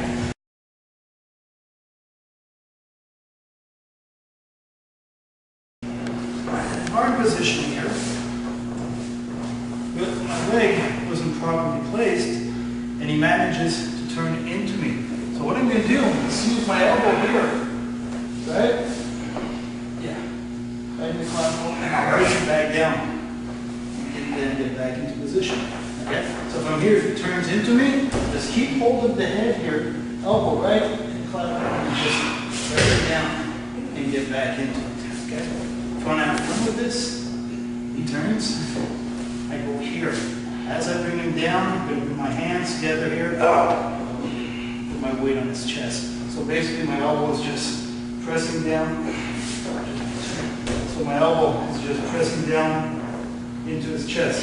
So from here, as I'm pressing him down, I put my hands together and I press. Right? If you have a hard time slipping the arm in, okay, it's because your elbow is out. If I'm here, I keep the palm down, my elbow will be out. So it's going to be hard pressed to bring it in. So I need to turn the palm up. Now my elbow slides inside. Okay. So what I want to do is turn the palm up and slide my elbow towards my ribs. Okay. Then what I do is catch the head at the same time. Like right in. Okay. Here, palm up. If I go palm down, it'll look something like this. Now, keep in mind that he's turning into me, so usually his arm's going to be nice and tight here. So if I'm elbow out, it's not going to go. Look, see? I don't care if it's pushing on my arm now, because I turn palm up, the elbow goes in. Catch it, boom, just back down. Okay?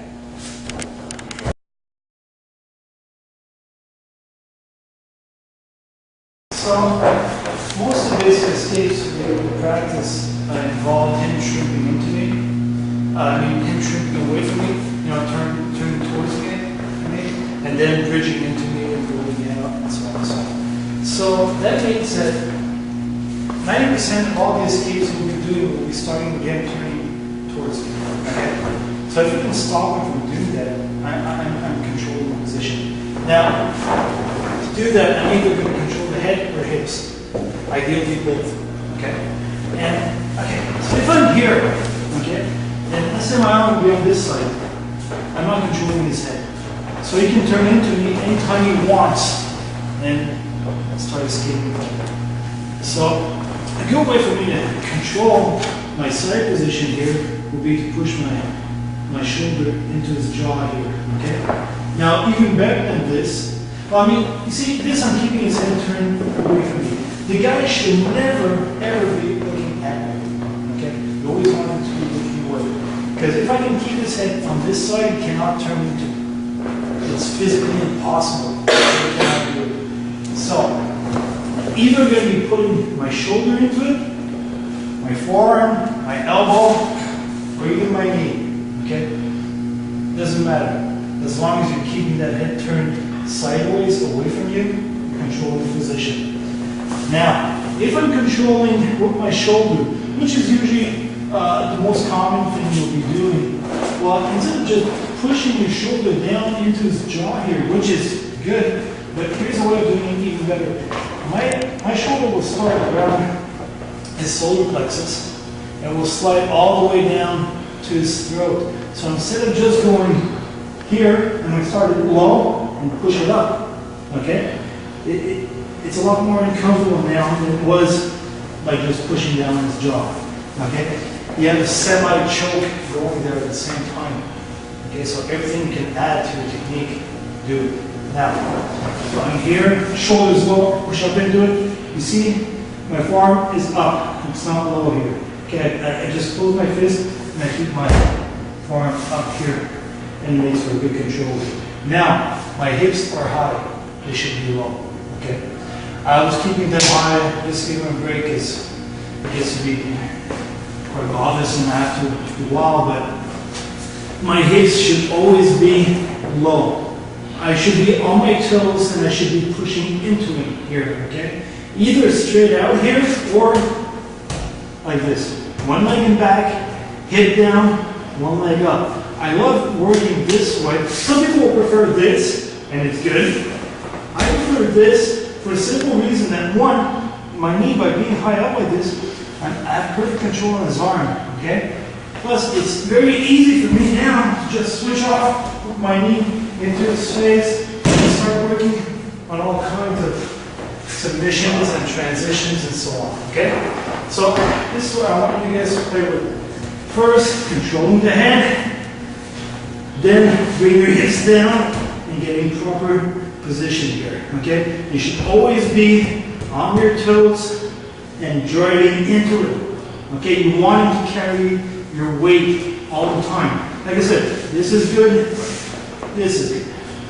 Okay, play around with that, and we'll walk around and we'll just fix whatever needs to be fixed. It's a little trick. You're going to need some time to work on it, and you don't have to do it right away. It's just something nice to know that it's fun to play with. And when you get it down, though, it does wonders. Here's the trick. When I'm pushing down, okay, okay, the way I position my weight on him, I'm gonna be crushing down his rib cage. Because I don't want him to be breathing, okay? And every time he's gonna exhale, I'm gonna push down a bit more, okay? So eventually, he can't breathe no more, okay? Or very little. So he's just wasting tremendous amounts of energy underneath him trying to get out. Right? The guy who can't breathe can't fight, okay? So every time I'm gonna position myself on him, crush those ribs, and every time I hear him exhaling, I'm going to push him a wee bit more, and a wee bit more, and a wee bit more, until eventually you're just inflating like a balloon, okay? And nothing else can go back in. That's pretty much it. Well, I've seen guys pass out just by being underneath him. Having so much oxygen that they pass out. Now, the other trick is this. I mentioned before that your arm should be on this side of his head, and you should be controlling his jaw, pushing his head away from you. If for whatever reason you weren't able to get your arm here and it's stuck on the other side, here's what you should be doing. This, you should be going for a half Nelson. So from here, this arm should be underneath here, and I should be rolling my hip into his face here, okay? So, if I can't be here, I'm going to be here, and I'm going to be rolling my hip into it here. Okay, try escaping properly. It's not going anywhere. And again, notice my position here. Sorry, I'm going to try to go a little bit, but notice my hip position. My hip is going to be very low, and I'm letting him carry my weight. Okay, so I'm very comfortable here. Usually this hand will be controlling the far hip down. Okay. It's for a very, very uncomfortable position. Okay? Try it. Thank you.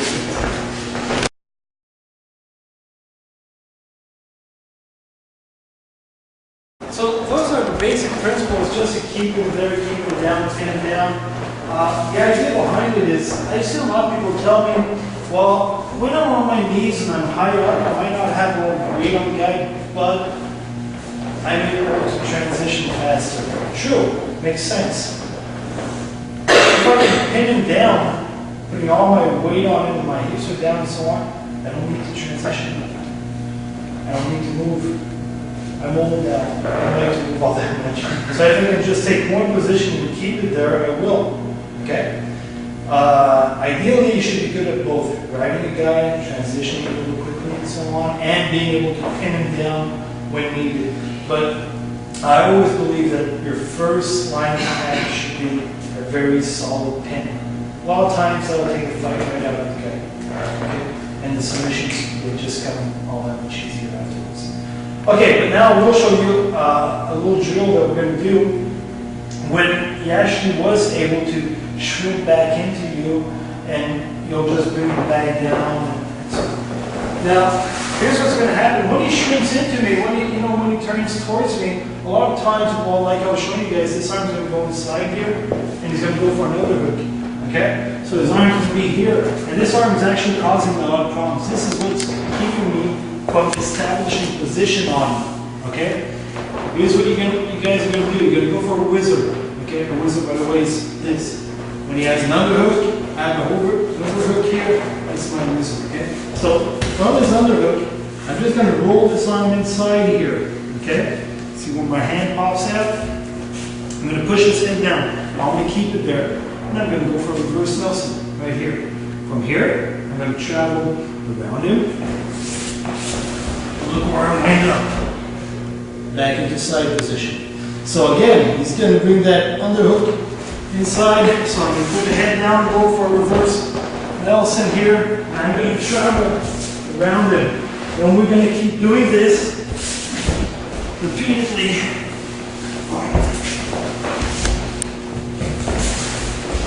Okay, so I push the head down, I block him there, I whizzer, I go for a reverse Nelson, and I just travel around it. Okay? Try it.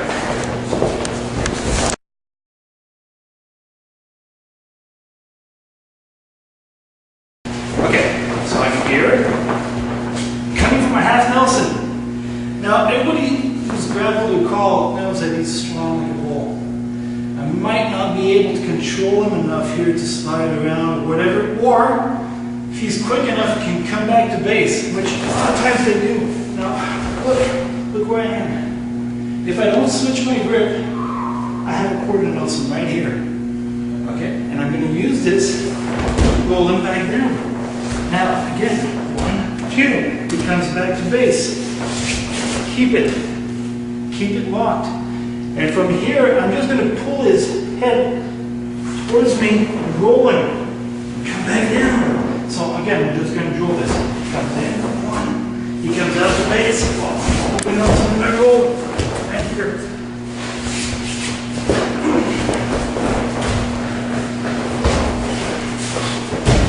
And so on. Okay? Give it a try, we'll walk around the world. Okay. You're going to get from one side to the other real quickly, okay? Like this, notice when I go from a quarter Nelson here, keep this leg out. There's a reason for that, okay? Because from here, I'm going to be rolling in down here. If I stay where I am, I'm kind of losing him. If I don't move quickly enough, I'm going to have to shuffle to the side, and again, I'm losing because it's taking us too much time. So if I want to go from one side to the other, all I'm going to be doing is transition from one knee to the other. That's the only movement as in his head. So from here, pulling Nelson and then pulling that head in, and from my left knee, I'm going to transition to my right. See, I'm already on the far side where I want to be. So again, see this leg is out, so come back in. Boom, come back to base. Always keeping this leg out. So as I'm pulling it in, I'm going to transition now from my right knee to my left. And I'm always where I want to be. Okay? Sometimes the guy might stay stuck. So I might start rolling him, and you know, they kind of stay stuck on the side of their head, their shoulder, and their ass will be up in the air, and you can't really bring them down. Okay? So instead of just losing your position altogether, whatever, all you're going to need to do is drive your elbow down into his ribs, and instead of rolling him down, you're going to be flattening. You're going to flatten him out. Okay? So from here, if I'm going into it, and you see, it kind of stays stuck here. This is where they stay stuck sometimes. And I'm trying to bring him down to this side, and he's pulling against me on the opposite side, and so on. Now here's what I'm going to do. The hand that's behind the head. Okay, I'm going to use it as a post. This one will come loose. So this hand was on the head, this one was behind it. Now I'm just going to take this hand out and post on the ground, because I want to keep it there. Okay, so here, I post on the ground. Now with this elbow, I'm just going to drive it down to the ribs and bring it down to me. So instead of forcing it down, I'm just going to flatten it out. Okay, and trust me, they'll follow. Okay, so one more time, please. So from here, start rolling. You stay stuck here. Come back and take position. All right, give that a try. Have fun.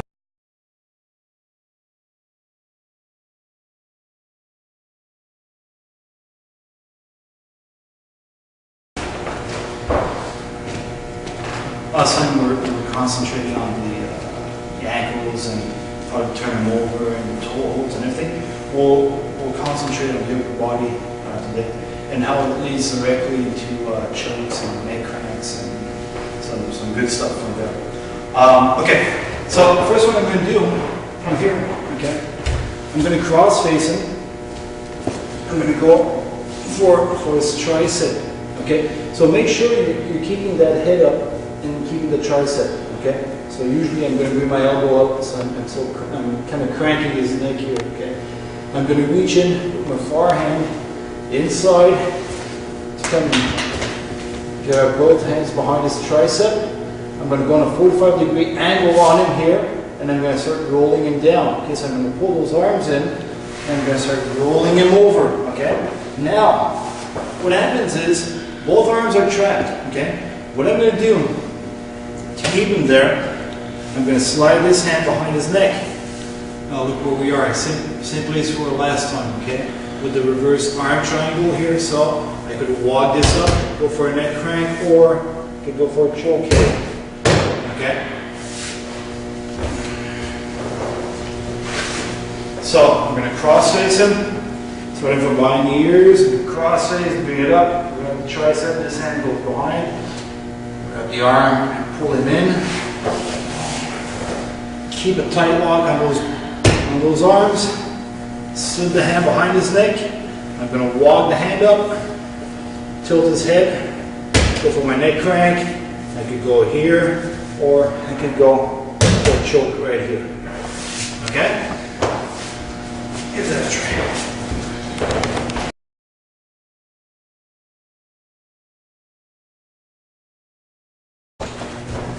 Now keep in mind though, as always, when I'm showing stuff, I'm going to keep my weight on my knees. That's nice. But usually your weight should always be on, you know. So I shouldn't be like this here. I should be like this. Okay, this is how I should be working in here. I'm driving off and pulsing up, have a nice wide base, and then coming here. Now another thing that's important, when you have this lock here, make sure that your weight is on his elbow here. Okay, don't want to be too high up. You really want to be pressing down on this. So all my weight will be sliding down on his elbow here, making sure that it's all nice and tight.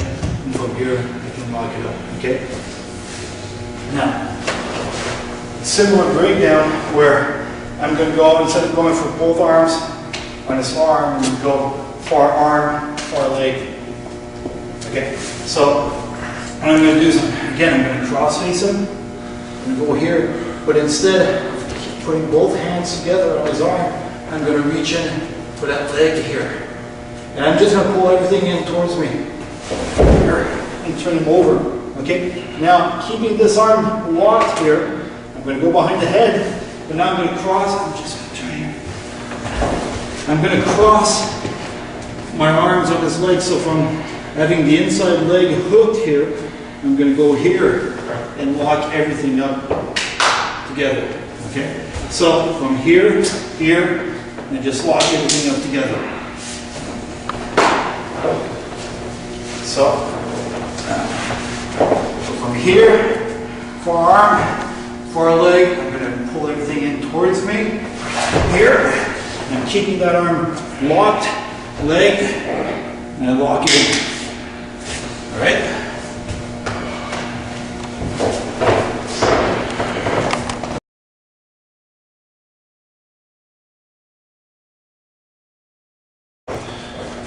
So, out here, 3/4 Nelson. Okay? This time, this hand, my arm's going to reach inside, but instead of going for his arm, I'm going to pop it through here. Okay? So, usually I'm going to have a lock on the head here. I'm going to pop this arm through, and I'm just going to lock the hands together here. Okay? Now I'm going to pull everything in. So I'm basically just pulling his head in inside his body here, and I'm rolling him off to his side. Okay? What I want to do is I want to keep him on his side here. My far hand will just pop through. I'm going to lock it up on my bicep here, and I'm going to slide down for my choke. Okay? So, isolate the head here, pop the arm through, lock it up nice and tight, pull it in. As soon as he reaches the ground, I pop this arm through, grab my bicep, come off towards his head, and just slide down for my choke. So basically the choke is done by my body weight. Okay? So if I'm here and popping this through, grabbing my bicep here, I'm not squeezing anything together, I'm just letting my body slide on the arm. Okay? It's compressing everything. Now, here's what happens sometimes. You're here, you're popping it through, okay? But he's pulling his head back and he's giving you a hard time to close here. So let go of that one. and just bring this arm through, come right back into your reverse arm triangle here. Okay, so you're still in perfect control now. So from here, well, he's giving me a hard time. Okay, I can't really close this hip, I can't lock this up. So I'm just going to cross face him now, drive him back, down, go for my choke, neck crank, whatever. So I'll have that reverse arm triangle right here. Okay?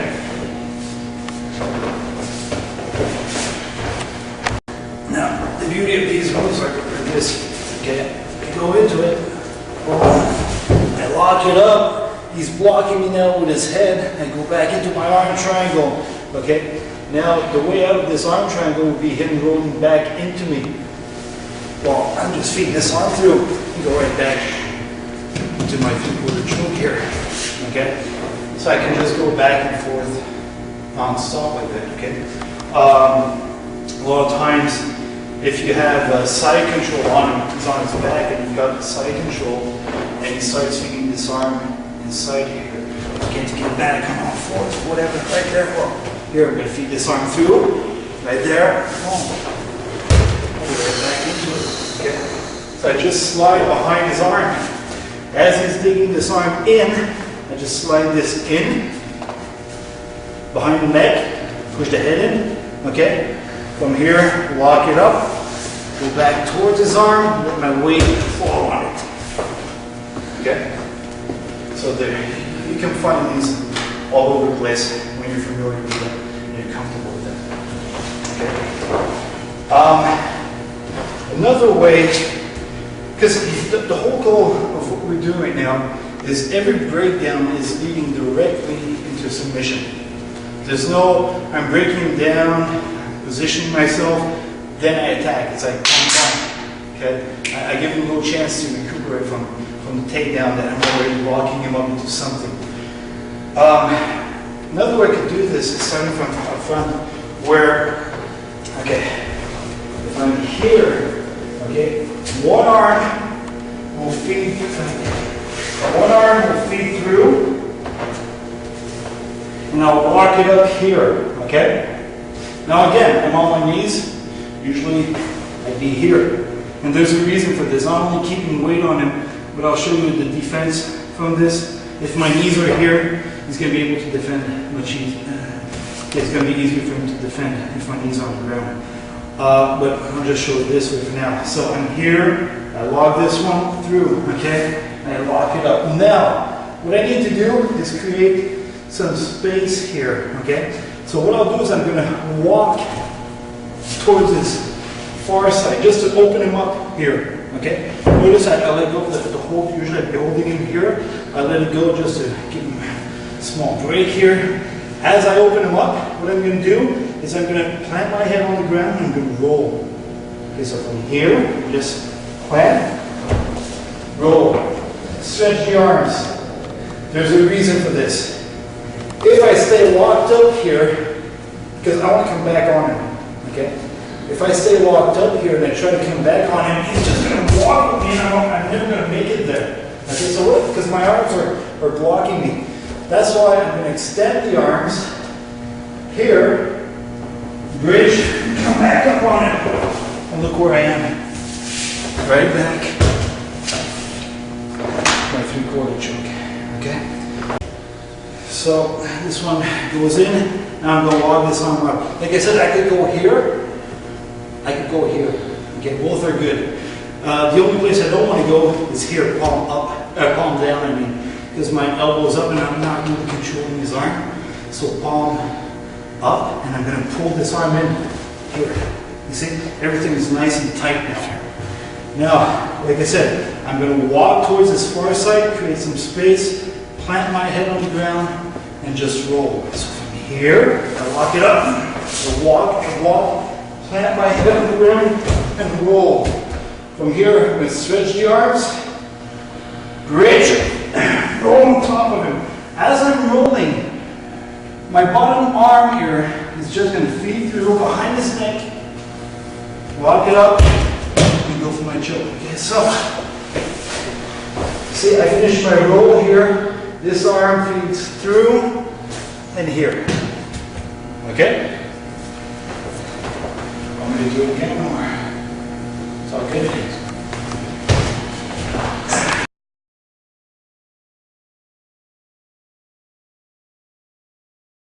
Okay? Now again, he's starting behind him. Okay. Notice he's not holding on. Okay? He's wise still. If he would latch on, I would rip his arms off. Okay, by doing my long sit-up. So it's always safer for the guy who's on top to have his hands inside. Actually, this is where they should be. Okay? Well, there's a lot of places where I can put them to be safe. But what I like doing is keeping one hand inside of the thigh or on the hip bone here. Okay? And this one will be behind his tricep on the near side. Okay? And a lot of times if I want to break him down or whatever, what I'm going to do is I'm going to pry on this leg, I'm going to punch the tricep, and I'm going to walk towards his head at the same time. Okay? So from here, and I will do all three at the same time. So I would be like one, and then run towards his head. To break him down. So from here, I could go for half Nelson, roll him over, and so on. Okay? That's what we call a spiral run. So, hands on the inside, and I'm behind the tricep here. And as I punch both, I run towards his head, and I flatten it out. From here, I can latch on, some half Nelson, come back and roll him over. Okay? A lot of people they'll latch on like this, or like this. They're giving you their arms. Okay? So let's work with that. So, always here, I open up, and I'm going to grab the wrist. Okay? Now very important, I'm here, I open up and I push back behind him. I put some pressure on him here. Okay? Because I could be here and just do this, but he's not feeling any pressure or whatever. Actually, he's pressuring into me. Okay? So I might as well reverse it. I'm here, put some pressure behind him. Now, remember that short sit-up you were doing here? See what happens? It unlocks the hands. So from here, I pressure back, I do my sit-ups, I push my hips out, and I'm going to keep rolling into it. Okay, so I'm going to come back facing it basically. So I hold on to the wrist, I do my sit-up, I push back into it, I stretch the hips here till the grip breaks. And from here, you can come back facing it, okay? So, 1, 2, just come back facing each other, okay? Much rather have him in front of me than behind me, especially on the ground, okay? I mean, I could stay on my knees, worst case scenario, just sit out here, back on my knees, but at least I'm facing him now. I know what's going on, okay? So again, one last time. I'm here. I open up, wrist control, okay? So here, I do my sit out, and then twist, and come back facing him. Here, boom, come back facing him. All right? All right.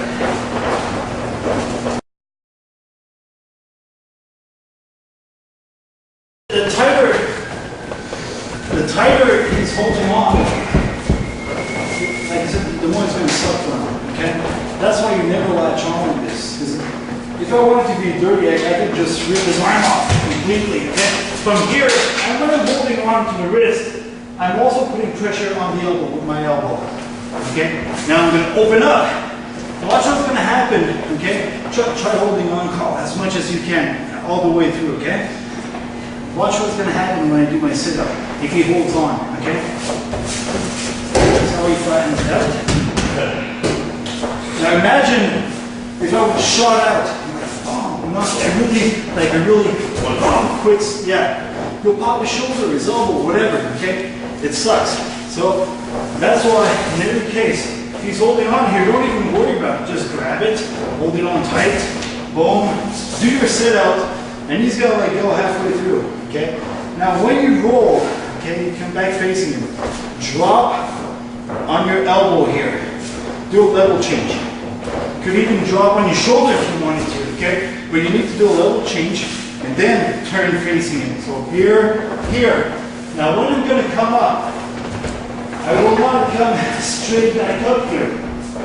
Because if he's rushing me, if he saw me coming, okay, and he's one step ahead of me, he's going to rush me, he's going to shoot into my legs, take me back down or whatever, okay? So when I come back up, it's very important for me here to come up in a circle. So now instead of rushing into me, he has to follow me around. So, you know, I'm back into fight, okay? Back into a wrestling game. So from here, he's got me, I pressure back into him. I'm going to do my sit-up. I'm going to level change here. Come back, up, in a circle. Okay? Try it.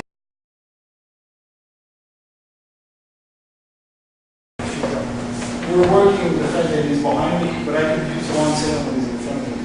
Okay, I can use it to get actually behind me. Now, the thing is,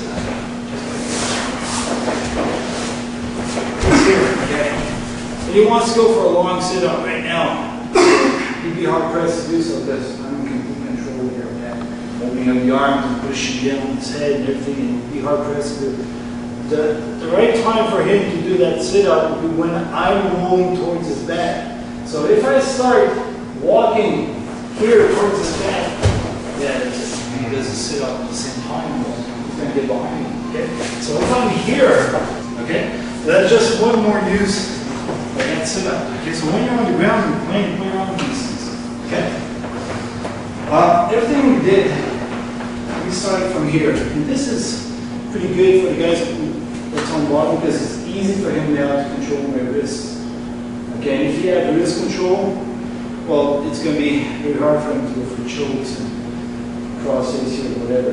Okay, but sometimes guys will just hold on like this. Okay, now this will not stop him from doing his switch, his sit-out, his shoulder roll, or whatever. But the choke is always near. Okay. So I prefer getting rid of this arm before moving, because you never know when he's going to actually move it, okay? First thing you should always do is, if I'm on his left side, and he's here, you should always have his arm on his bicep. That way, this hand cannot go inside, okay? This, not very good. But, you know, a lot of guys, though, if they can't go here, they will go here and start going in front of you. But again, like I said, you start feeling it moving, you that long sit out, and it's just going to get behind you, okay? So, but that's something else. We'll get into that a bit later on. For now, we're just going to defend this position, okay? So he's here, I'm the bicep, so I cannot go here, okay? This hand should be here. So if I did manage to slip this hand through, his hand is there to catch it, okay? And he's always going to bring that arm over this one, okay? So that way, I won't go over his shoulder. So yeah, just wrap over my arm. Boom, okay, he's going to bring it back behind me. This is where he wants my hands to be, because this is where he can get proper wrist control, okay? So if I do manage to slip this hand in, he's going to catch it, boom, grab it, okay, and keep it there. So from here, you can go for wrist control, and then you can go follow the sit-ups or whatever. Now, sometimes, when the guy's tight, okay, he did manage to, he was a bit faster than you were, and he did manage to put this arm here, and it's tight, okay? I mean, I could try to push it down here and slip this hand inside, maybe, and try to break the grip, but you know, against its side, this would be very hard to do, okay? Not impossible, but very hard, okay? So, one thing I like to do is, I like to block his hip. Okay, just for a second, stay down. Put your knee down, it's going to be easier to show. Blocking his hip, what I'm going to do is I'm going to put my shin on his hip here. My knee will be down on the ground, and my foot will be tight against his, just turn around. So my foot is tight against his hip, okay? So,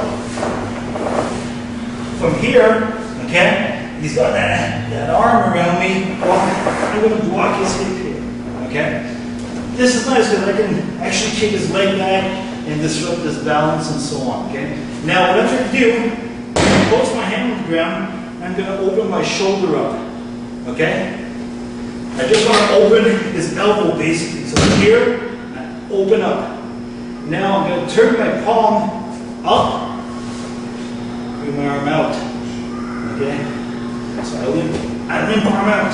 So from here, block the hip, post, open, turn, shoot it out, and from here I'm going to keep wrist control, okay? I'm not letting him come back up, okay? Now from there I'm going to go for my sit-ups or whatever, okay? So, very important. First things first, block the hip, that arm is over, post, you open. From here, I'm going to turn my palm up, shoot this arm out, okay? A lot of times I would go for a double wrist lock, but we're not there yet, so just keep wrist control on it, okay? And then start working charge.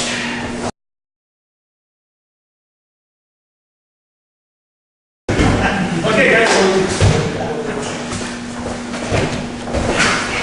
Nice.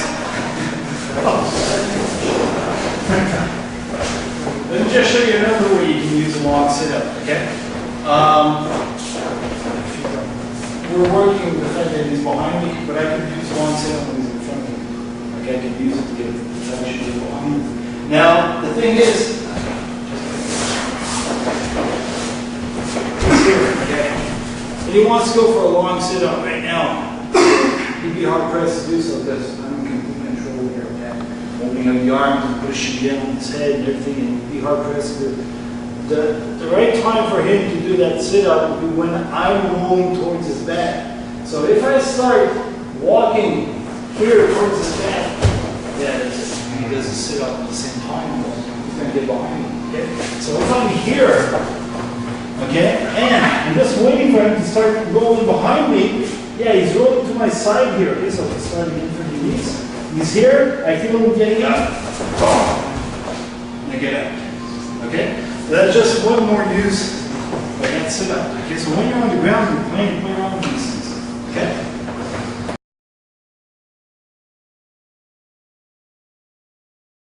He's behind me.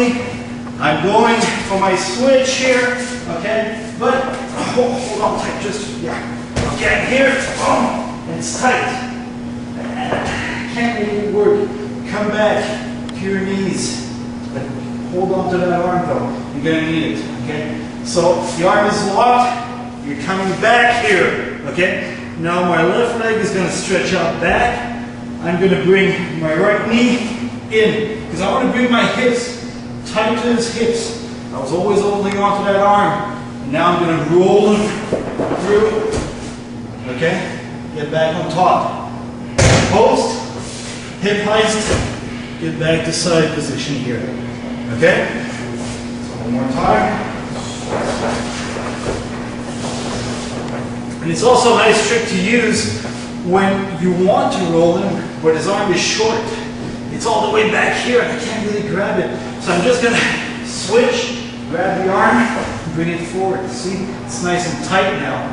So I stretch the left leg forward, I bring the right one in, roll, post, hip heist, get back into side control, okay? Try to get this. Now, first of all, keep in mind that I want to do the switch, okay? That's what I'm going for. I'm here, and what I'm really trying to go for is my switch, the hip heist, okay? Like I said, for some reason, he's holding on tight. I can't do it. These hands are locked. So I'm going here, and it's not working. I'll just come back to my side. But now I've got his arm locked. So basically, if I would do it solo, I would look like this. It's like I'm going here, and here. That's all I'm doing. It's like 1, 2. That's all I'm doing, okay? Now from here, I got the arm, I stretch the left leg back, I bring the right knee in, and I roll. Okay? My hips are off the ground. Post, I hip heist, and I come back facing it. Get back into side control here. Okay?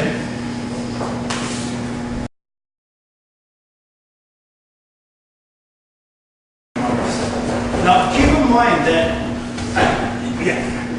keep in mind that I can roll them directly. Okay? If you feel the weights on, just right up on the right spot, and you feel them like kind of leaning into you, whatever, and that arm is just there. Forget about the switch or whatever. Just grab the arm and roll it. Yeah, directly. Okay. A lot of times as they're switching around you, that arm will appear. You just grab it and roll it. Now another way I can do this is basically. Let's just turn this slightly. Okay. Keep it. Okay. Same thing. Okay, but instead of rolling it over my shoulder, I'm going to be pushing it backwards. But the mechanics are pretty much the same though. I'm going to be holding onto this arm. Okay, I'm going to be stretching out my left leg behind me, and I'm going to be bringing this one in. Okay, so it's the same beginning, the same mechanics as the shoulder roll. Okay, so from 1, I'm going to go 2, I stretch the leg out, I bring my hips inside here. Now here's the difference. Instead of rolling him over my shoulder, if you feel his weight being a bit more behind you or whatever, always holding onto that arm, just stretch this arm out and rolling backwards instead. Okay? So instead of rolling forward, I'm sitting back on it. Okay? So instead of rolling in this way, I'm going 1, 2, and I'm sitting back. And then I post, hip heist, come back to side control. Okay? Try it.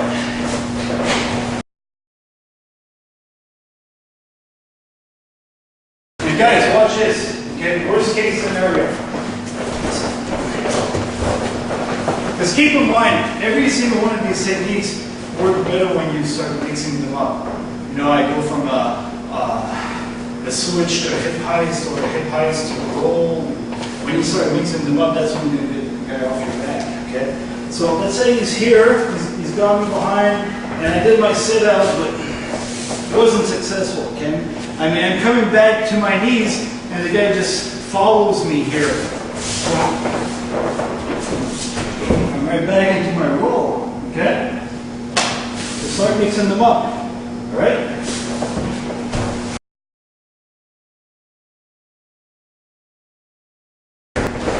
What I'm going to do a switch, okay? Now for this, I'm going to bring my left hand to my right. Okay? The only reason why I'm doing this is taking off balance first. Okay? So from here to here, I'm going to post on this hand, open this leg up, and I'm going to slide my left leg, underneath me, right here. Okay, so it's the same movement you were doing at the beginning. Now notice where my arm is.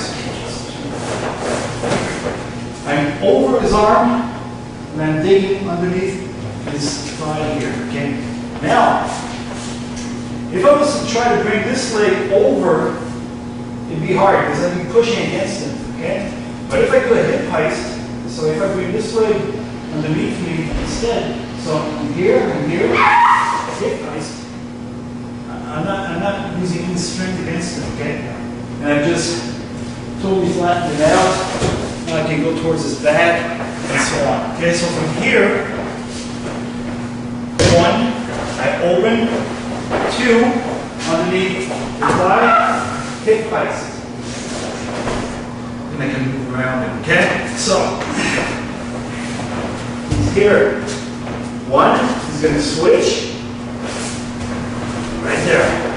He's going to hip heist. He's going to come back right in front of me. And then he can take my back. Okay? So one last time. Here, 1, 2, 3. Then I can take his back. Is that good for everybody? Try it.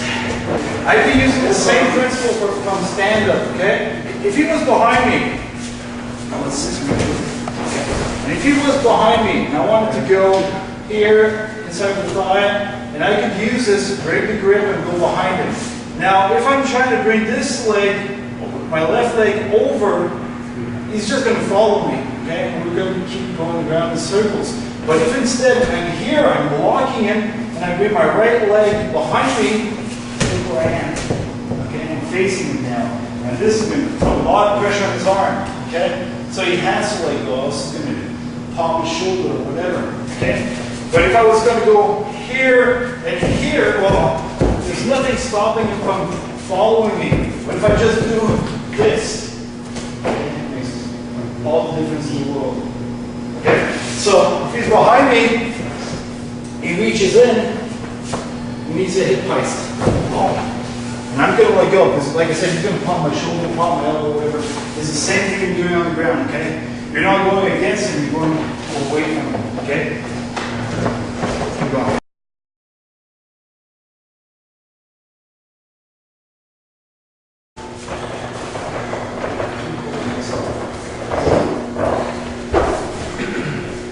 Now, the thing with the first move, or one of the first moves that we did, if you recorded Nelson, roll. Okay. As with pretty much every type of Nelson variation the guy does on you, one of the first things you should do is always look away and pull your near arm in. Because usually a lot of times, unless he's attacking with a further Nelson, you want to break that arm and look away. Because that pressure is on the neck. So if you lift your head and look away, he's going to stretch his arms out, and then you're going to control his arm, okay? So if he's grabbing me here and here, okay? Well, I need to control this arm, the bottom one, and I need to look away here. So you see I'm creating space now between, I'm stretching his arms out, okay? He's not as strong anymore, okay? Now, he should maneuver out and do other stuff, but the fact that I'm holding on to his arm here will hinder his movements a lot, okay? So all I'm going to do now is do a simple sit-up. So, and don't stay there, don't go 1, 2, and wait. It's all done in one motion. As I'm grabbing the arm, I'm opening up the head, and here I do my sit-up. And I'm reversing, so this hand will slip in, break, crank, or I could go straight, okay? So, because you know where this is leading. If you're turning me here, you need to be going right into this choke. Right here, okay? So knowing this, okay? I need to block everything off before he rolls me. Where is he rolling me? There. So what I need to do is post. So here, block the arm, lift the head, post. Okay, so now even if he tries pushing into me, I've got a nice solid post now. You can't. And now I just trapped his arm. You can't even take it out anymore. Okay? So I'm going to do my sit-up and push back into him. Here, and push back into him. And boom, that arm is mine. Okay? Now, let's take it one step beyond. He did manage to roll me to the side, and he's locking up his choke. Okay? So we got his keyboard Nelson. He's rolling me. And he's going for the choke. Now, I'm going to do the same thing. I'm going to lock up his bottom arm, and I'm going to come back towards the ground. So I'm going to start rolling in here. And from here, always keeping a nice tight lock on his arm, I'm going to do a sit-up. So from here, I'm going to open the head up, look in the opposite direction, open the leg, sit-up. Boom. So it's the same motion, but directly from the ground. So,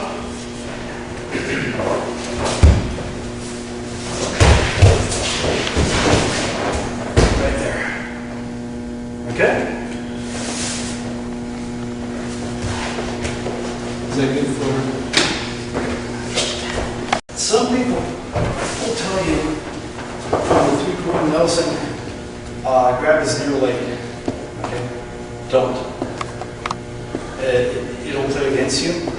I mean, I'm going to be reaching for his leg, but actually I'm going to be diving down towards his ankle. Okay? There's no point in you grabbing a leg when you're on the bottom because he's always going to be stronger than you. Okay? His leg will always be stronger than my arms. No matter how strong I am, I can't move that far. Plus, if I'm just grabbing the leg, he can move in front of me and back of me, around me. You know, there's nothing stopping him from moving. So usually, the basic mechanics of me grabbing the leg will look like this. Okay. The basic mechanics would be this. Now, this I use a lot sometimes when I'm on bottom, and I'm coming back here. And you see a lot of people, they grab the leg, okay? And then they push into the guy. Well, the problem is, here, there's nothing stopping him from turning into me. He can come face me. Now he's way stronger than he was. He can turn around. You know, you can do a lot of stuff because his knee's not locked. Okay? And the thing is, if I'm here and I push directly into him, if I reach out for that far knee and I push into him, that's not bad. But what happens is the guy just turns and brings him into his guard.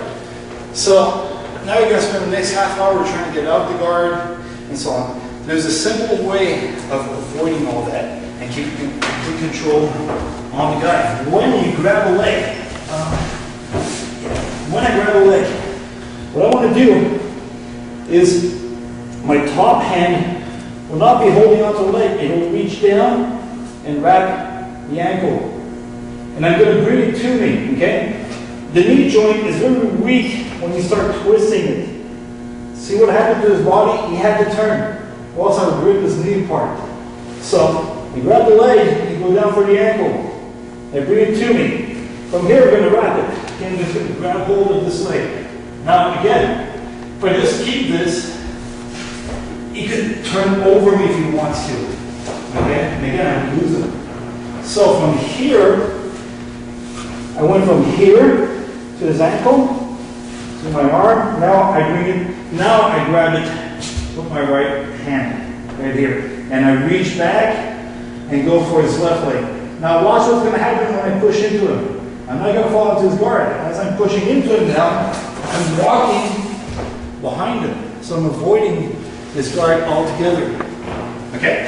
So every time you grab a leg, you should reach down for that ankle. So when I'm here, I come back, ankle, arm, boom. Now walk behind him. Okay? So this brings me back to my 3/4 Nelson. Because some people will tell you, well, if he's going for a 3/4 Nelson, whatever, he can reach around, go for his leg. Well, like I explained, no. Go for his ankle. Okay? So he's going for a 3/4 Nelson. I bring this arm in, get as tight as you want, grab the ankle and twist it. Look, he's losing everything. Then I walk behind him, okay? So don't just grab the leg, reach down, grab the ankle, bring it to you, grab it with this hand, then reach behind the far leg. Okay?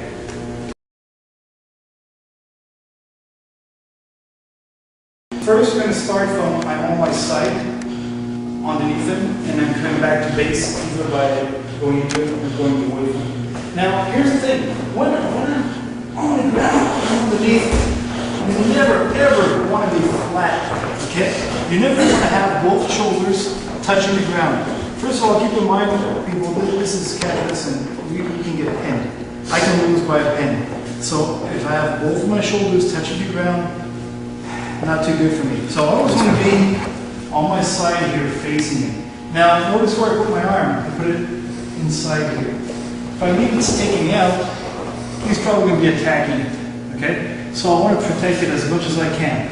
Okay? I want to keep that elbow close to my sides and my palm turned towards him. Now this will have a dual purpose. One, if my palm is turned towards him, my elbow is in deep. So my arm is tighter to my body. If I turn my palm out, my elbow's loose. Okay? So I turn it in, elbow goes in. It's tight. It's going to be much harder for him to attack my arm now. Not impossible, but harder. Okay? And the second purpose it has is when I feel this hip moving, my hand is always there and I can block it. Okay? Which is very important. I need to control his hips. My second arm is right here on his hips. Either my hand will be on the hip or my elbow will be on the hip. All depending where he is. If he's a bit further away, I'm going to put my hand on it. If he comes in closer, I'm going to block him with my elbow here. This arm serves as a weight lift. Okay? it keeps him from putting all his weight on me. Now my head, that's the most important part. If my head is out, he's going to cross face me and he's going to bring me back down. Okay? So I need to keep my head tucked in. Okay? Same principle I use here that I would use when I'm on all fours and the guy's working my back. Keep my eye on my bicep all the time. Okay? Prevent the choke and so on. Well, the same thing I'm going to be working here. So my head will be tucked in. Okay? Because if my head is sticking out like this, he's going to cross face me and he's going to bring me back down flat. Okay? So I just lost everything here. So I'm on my side. This hand is blocking the far hip. This hand is blocking the near hip. And my eye is on my bicep. My head is always going inside. Okay? And I'm staying on my side here. So, 2 ways I showed you guys to move back into him. Okay? First one, I bridge. And I roll into him. Most likely I will come out the back, okay, which is great. The other way, I'm here, I bridge, I bring the near leg underneath me, and I come off to base, okay? So we're going to be practicing both. I'm here, I'm going to bridge, roll into him, or I'm going to bridge away from you, right here, and come back to base. Okay? So that's one of those.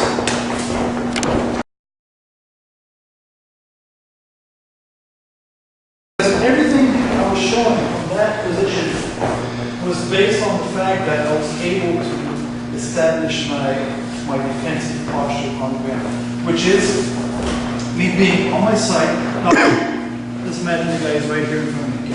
I'm here on my side. Now, this arm will be inside, palm towards him. My eye will be on my bicep. Okay, so if I'm doing with a partner, it's going to look something like this. So I'm here. My head is always getting inside towards his body. I was here. This hand is controlling the hip, and my far hand is controlling his far hip. Okay? Now, what I'm going to be trying to do is bridge into it. Come back to base, okay? From there, I can go for a single leg, reversal, sit out, whatever. But what I want you guys to concentrate on right now is just working that position and getting comfortable with it. Every time you're on your back, on the side, I want you to switch back to this position here, on the bicep, and just play around with it. Now, I want you guys to notice something.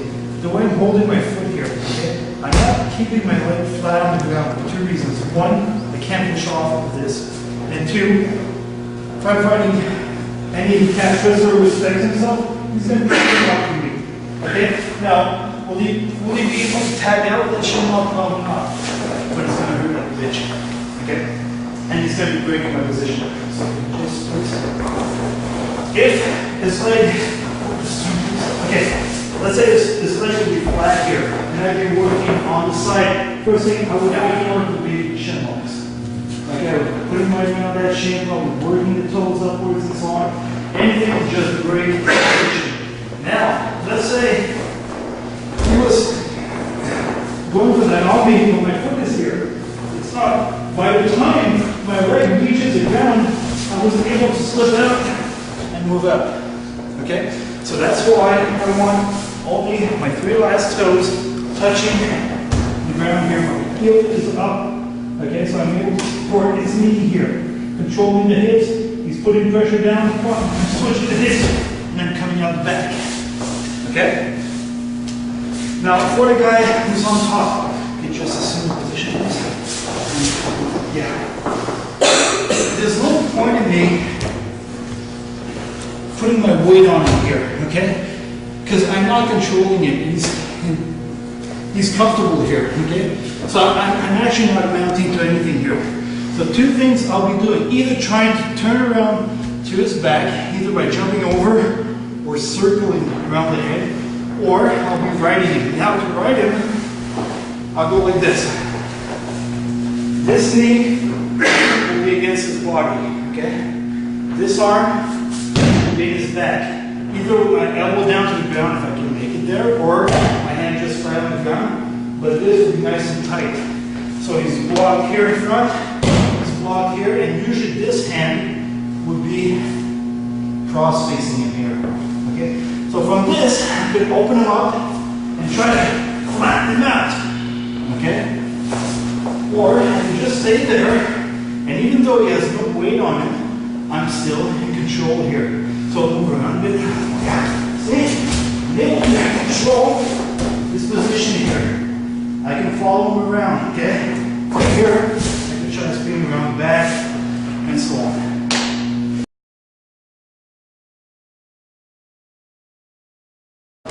Carl's a big, strong guy. He's heavy, he's strong. If he decides to put his weight on me, I'm going to have a hard time moving him, okay? Plus, he knows how to carry his weight, which just adds to the thing. Now, if I'm here, okay, and I try to bridge and turn it into it, there's no way it happens. I know this is experience from having grappled a long time with Carl, that if I push him, he's not going to let me go. Okay, I'm going to get up to this point, and that'll be it. I'll never get beyond this point. I'll never turn it to him. Okay, because I'm carrying his weight. I'm pushing against his weight. So what I need to do is clear the distance. So I'm here, I bridge, and this leg goes behind me. Now, I hands on the hips, just to keep him away from me until it gets back to base. From here, I would either do the sit out or whatever. But don't try pushing into him. Pull away from him. Clear the distance, okay? And it's quite fast when you're rolling light. You know, I'm here, and there it is. Okay? I have to carry 0 weight. Okay? I would go the other way around though if he was behind me. Now, if it was in my back, again, I would adopt the same posture. This arm, nice and tight, eye on the bicep, this leg on the ground. Now this time I'm going to bridge and walk away from him, because that's where the hole is. Okay, there's no weight here. So I'm here, I do 1, 2, sit out, whatever get his back. Okay? Put around a little bit more.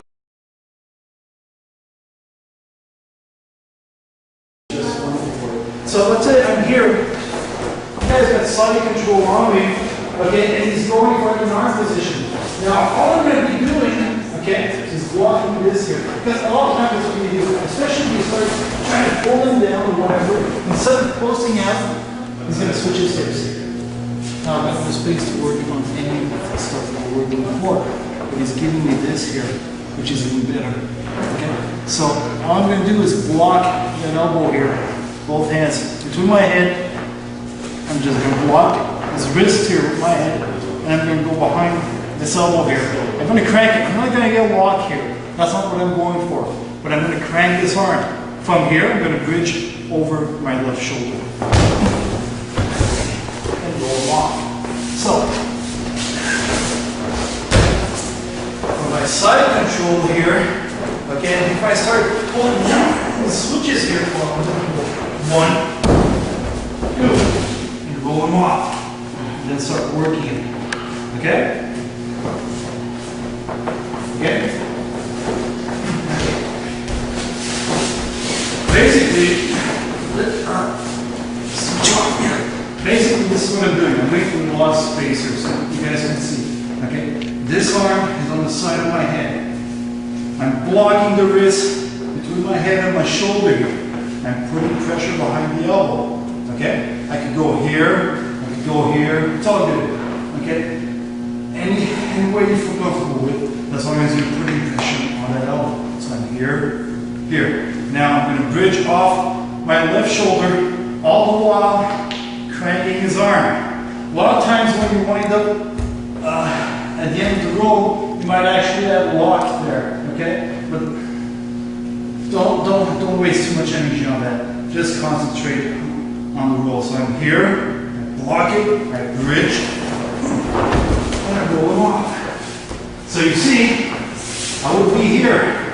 Now he would be blocking my arm, my elbow, and he'd be bridging me off. Right there. Boom. Okay.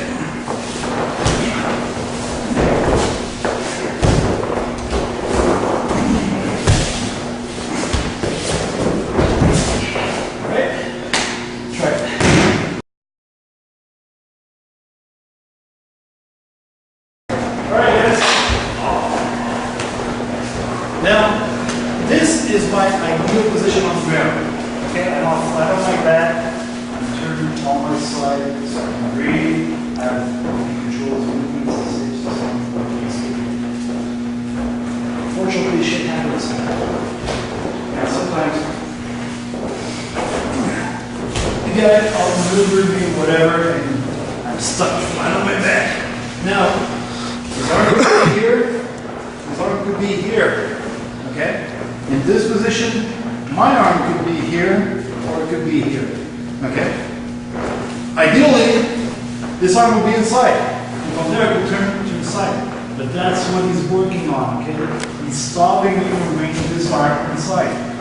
So, here's what we're gonna work on. Yeah, okay, we'll start with this one, because this is the worst one, okay? Where his elbow, his shoulder, I mean, is pushing down on my face. He's stopping me from turning into it, and he's controlling my arm, okay? And now if I leave my arm hanging here, it's only a question of time before he attacks it and actually does something with it, okay? So, here's what I want to do. This elbow is inside of his hip. I'm already taking some of the weight off with this, okay? And I'm going to use it as a lever too. Eventually you'll see where I'm going with this. Now this hand, if it's stuck on this side, here, okay? Well, I'm going to make the best of it. What I'm going to do is I'm going to go and grab right underneath his armpit here. Now I'm going to roll him off on a 45-degree angle towards my legs, right here, okay? So from here I'm going to be pulling him down in this direction. Here's what's going to happen. If he doesn't post with his arm, I'm going to be able to roll him off. Okay, so from here, if he doesn't post, I'm pushing with my arm here, I'm pulling with this one, and I'm bridging him down on a 45-degree angle, and I'm rolling him off. That's because he didn't post. Okay, now, I mean, if he doesn't post, great, okay? And just escape. But I'm actually expecting him to post, so that's what we'll do. Okay? So from here, I'm going to grab underneath the armpit, pull him down. Like I said, we want to expect this post. So you're here, see where my elbow went? Right underneath the arm. Okay? So the minute that arm came loose, my elbow went right underneath it. Okay? From here, I'm going to bridge back into it and escape towards the back. So, 1, 2, I pull it down, post, this arm comes inside, and I move out towards the back. Okay? What I want to do is, I'm controlling his arm with my forearm here, right here. Okay? You can't keep this arm there too long because it's going to tag it. But that doesn't really matter. This is only a transition. So, again. From here, 1, 2, 3, they come out of back. Is that good for everybody? Give it a try.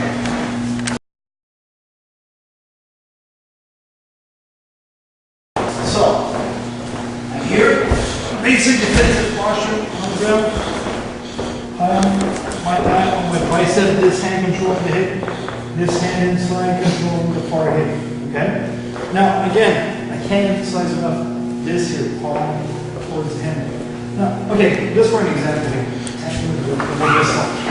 If my palm is down and he's attacking the double wrist lock, he's going to get right away because my elbow's out. If I'm here and he attacks the double wrist lock, and just turn his palm in, okay? Already he's losing the arm lock, okay? Just by turning my palm in, he's losing his hold here, okay? So just reverse it here. So from here to here makes a world of difference, okay? Now, as I was showing, same position when he's in my back. I'm here on the bicep, his hand inside, I'm protecting this arm. Again, this is only transitional position here, okay? So I'm here. The minute he starts attacking me here, I'm going to bridge, come off the base, okay? Now, all depending how he's going to follow through, maybe he'll go for a quick set out, come out on his back, or roll him over, whatever, okay?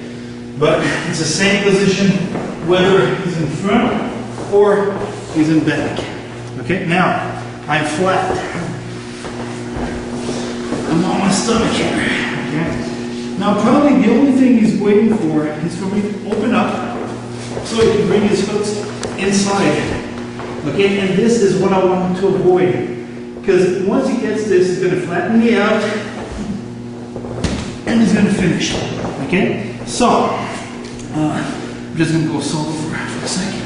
So here again, remember first knee to elbow, then elbow to knee. I'm coming off on an angle. Here's why.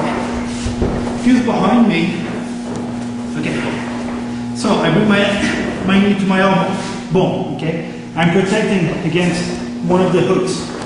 Now, if I come up straight, I'm giving him a big hole to bring that foot in. That's what I want to avoid. So from here, I'm going to come off on a 45-degree angle towards the back.